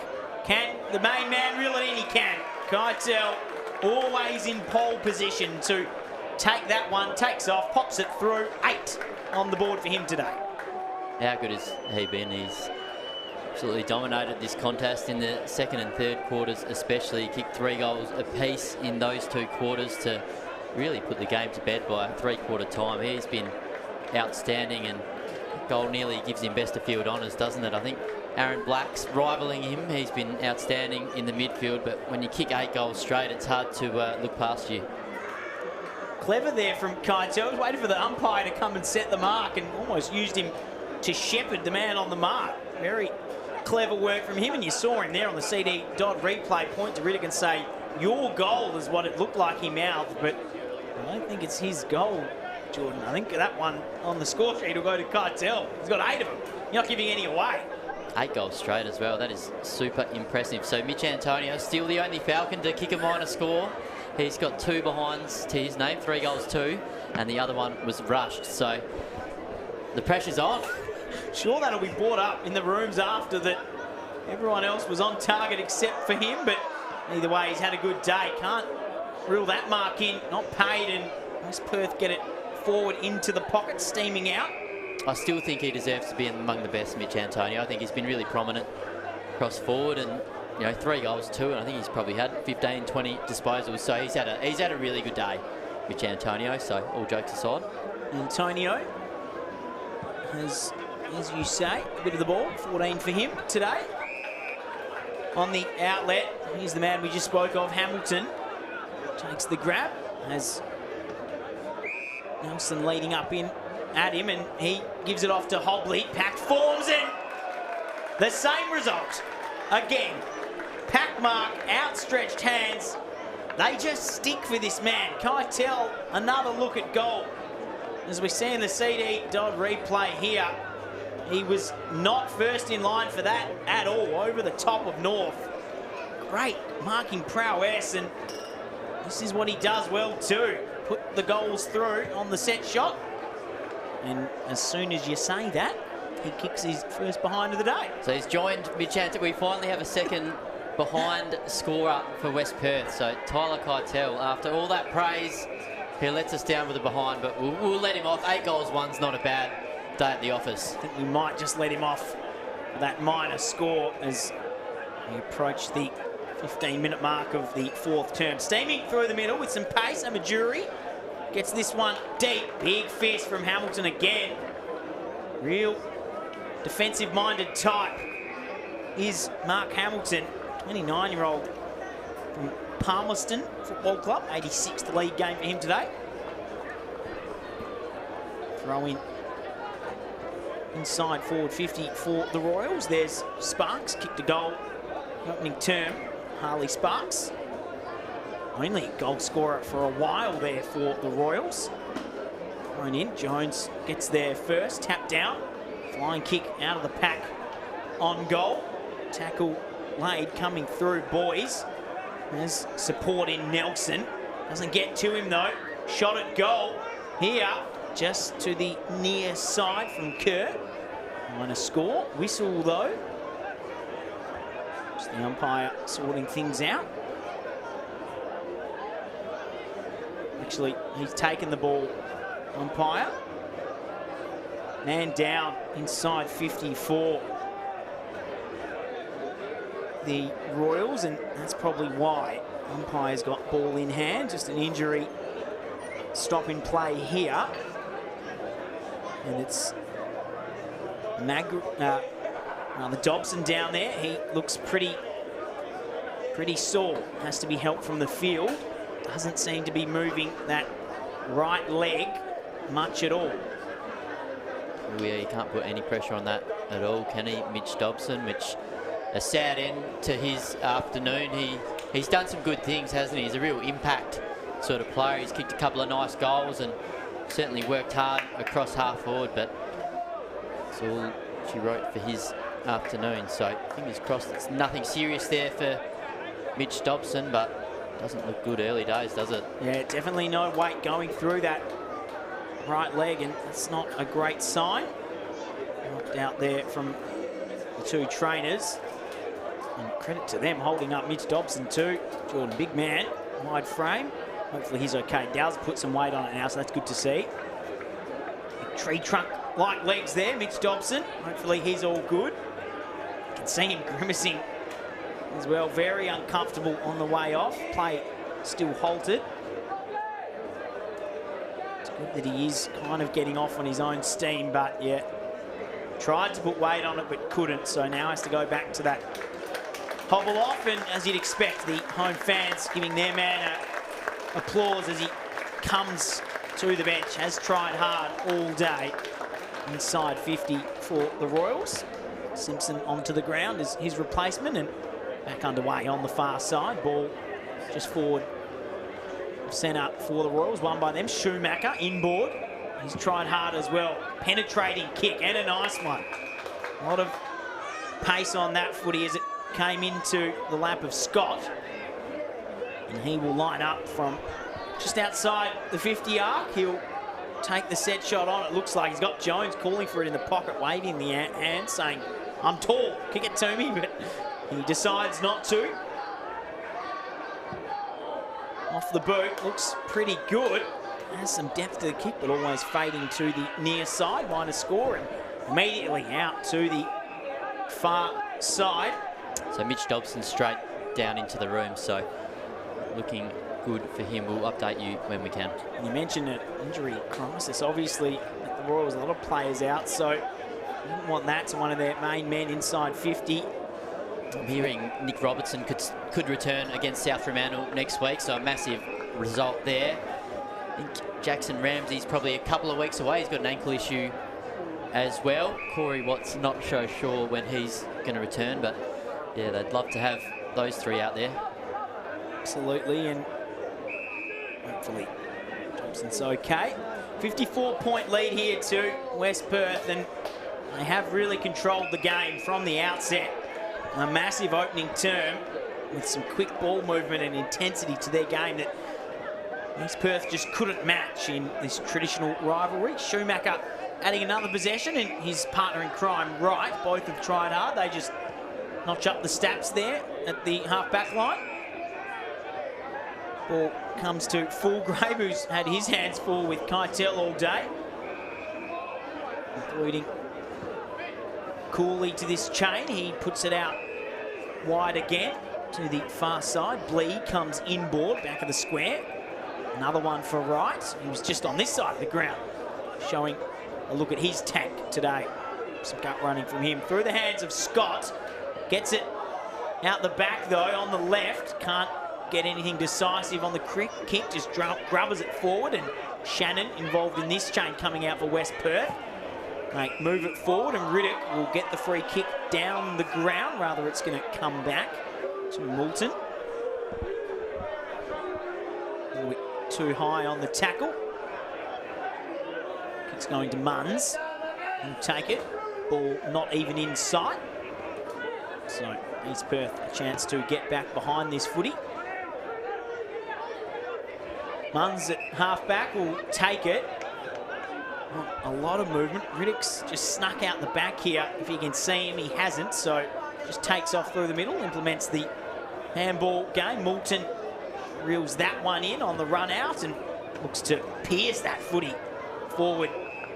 High fend off, though, going the way of the Royals against Boys there. And almost 50. To get that back on the full to right, he has. Another possession for him. He's calling players to move out of the space as he launches that footy forward, but uncontested grab to Munns. Read that nicely, and that's been the story of the day for West Perth. They have runners steaming out of their defence. Not. He'd love another goal. Asking for the free kick and saying, fair enough, I've had a pretty good day at the office. I'll let you get away with that one, umpire. Trudges back inside 50. Result never in doubt, though, all day for the Falcons. Great effort, and their fans will love getting this one over their rivals. Ajang, nice pick up off the deck and looks to get the release going forward. Numbers streaming down. Inside 50 for the Royals, and you can see that here. Chance here for Magro. Doesn't want to give it off. He does eventually. Scott should walk in and put the goal through. He does. Another one to the Royals late in the fourth quarter. You can see on the face of Jaden Magro there, Jordan, he thought, Do I give it off? He did the right thing, though, probably in a better position. Scott, as we watch on the CD dot replay there, you could see him just that extra little second thinking. That's right. He thought about blazing away, but in the end, the unselfish and the better option, and a consolation goal to East Perth late in this final term. Nice work from Angus Scott there. Goal to him, and he heads back to the wing. Always a nice run back. Midfield position when you got yourself on the goal scorers list as the sun sets on what's been a brilliant day here at Leederville. Just incredible effort from the fans to get down and enjoy this clash. Obviously, scoreboard quite one-sided, but nonetheless, a packed house, and you could just sense the atmosphere coming in, how great today was, and I'm sure over the other side of town in Fremantle as well, that was the case there too. Just goes to show how strong WA footy is and how strong this WAFL competition is. And a great season on offer. A few contenders this year, no real standouts. Jordan, a couple of teams at the top there, but nonetheless, anyone's premiership to grab as we approach the halfway point of the season. I'd like to be Subiaco right now. They are sitting pretty on top of the ladder. 7-1 record and percentage of well over 150 now after Thursday night's demolition of Perth. Claremont probably their main contenders at this stage, would you say, Jordan, in terms of a premiership perspective, as we watch this one go forward. Massive launch forward from Shannon. Got all the way to the square from that right foot bomb. Riddick at the fall of the ball. I think so. South Freo have been banking a lot of wins, but don't look at their best. So if they can, you know, lift to the level that we know they can produce, they're every chance as well. But they're probably, you know, third or fourth premiership favourites right now, behind at least Subiaco and Claremont. Approaching the 24-minute mark of this final term. Straight through the middle, bouncing ball out from the Royals. No one forward of this footy, so that's not the man you want to have ball in hand, the big ruckman Jones. So you can see Magro there just has to back out of it, has support, but Jones keeps his run going. What can he conjure here? Gathers the ball nicely. He'll run in. That big lumbering effort from number 70, Scott Jones, today. Had his shirt ripped off earlier in the day, and he's on the scoreboard too, the Bustleton product.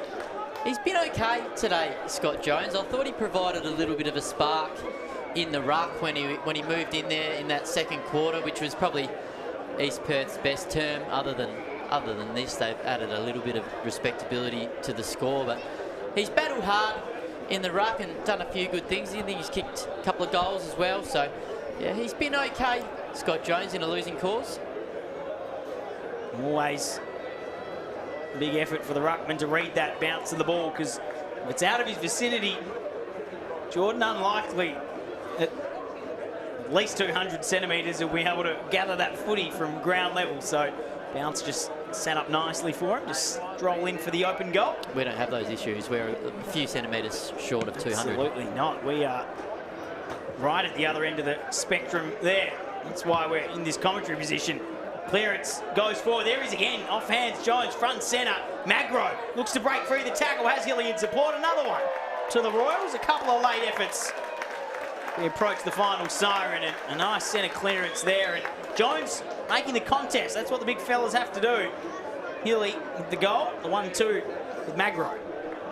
Yeah, a couple of late strikes there from East Perth. Just adds that little bit of respectability to the total. But to be fair, the game's been put to bed for a very long time. It was pretty much over by three-quarter time. And just adds something, doesn't it? They haven't given up, at least. So that's something for Jeremy Barnard to take out of it, a positive for him. But there's not too many, unfortunately, for the home side. Not exactly a drop punt on the way through goal there in front of goal. That one just slammed on the boot. A weird-looking punt off the boot, but got the right result. 6 points in the end. Back in the middle here, it'll be a free kick going the way of the Royals, and adding a few now to just make this scoreboard look a bit nicer for them. And Jang spread from the contest well. Inboard, though. Chopped off. Nelson getting back, and he just adds to Aaron Black's tally today of possessions. Support from Gordon and up there. He's been good in defence for West Perth all day as the sun goes down here on a fantastic public holiday here in WA. Another one to Aaron Black, just notching up the totals. There's Rudy Riddick short. And he goes over to Nelson. 27 minutes gone in the fourth term here. And Jordan, the contest has probably been decided for a while, but just what does this mean for, we'll start with West Perth's season going forward. Can they build from here and really attack a final spot as the season unfolds and build from what we've seen here today, a pretty dominant win? I think so. I think it evens their season ledger at 4-4, so they're certainly in the mix. They jump into the top 5 after this result, and obviously if South Freo do get up, but that's actually getting a little bit closer, isn't it? 16 points the margin there, but you'd expect South to have done enough, so that would mean West Perth are in the top 5, and yeah, I think they've been ticking along okay. They still haven't hit top gear, but they're a quality side, and they've got so many experienced heads around the ground. You look at Aaron Black, Shane Nelson, Tyler Keitel, even Keegan Knott's a bit of a veteran of sorts as well. Down back, you got Zach Gwadden in. You've got some really handy players, Mark Hamilton. So there's certainly the personnel for West Perth to challenge. Moulton just sneaks forward here and has a shot from outside the arc. Always fading to the right-hand side. And East Perth, the Royals, still only the one for them this year. How's their season unfolding? Obviously, this is not a great result for them, and it's probably looking like it'll be a pretty long season. Yeah, that's right. I think this will take their season ledger to 1-7. So, yeah, you'd suspect finals are pretty much off the table for them this year. They've been probably one of the disappointments this year. Injuries haven't helped their cause, but they're a lot better than what they've produced this year, injuries or no injuries. So, yeah, they'll be looking for a strong finish to the season, and they'll be looking to get back some key personnel, like I've mentioned earlier, with Robertson, Watts, Ramsey. Just be nice to have those experienced heads back out there, because they've sorely missed them for the majority of the first half of the year. Umpire will call that one back. Can't kick the ball through the goals, as Wilcox did just there. Looked to move it on quickly and kicked it through the behind. So that means it's a boundary throwing right next to the post.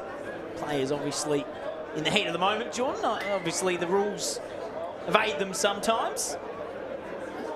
See if West Perth can add another one onto what's been a very strong performance from them today.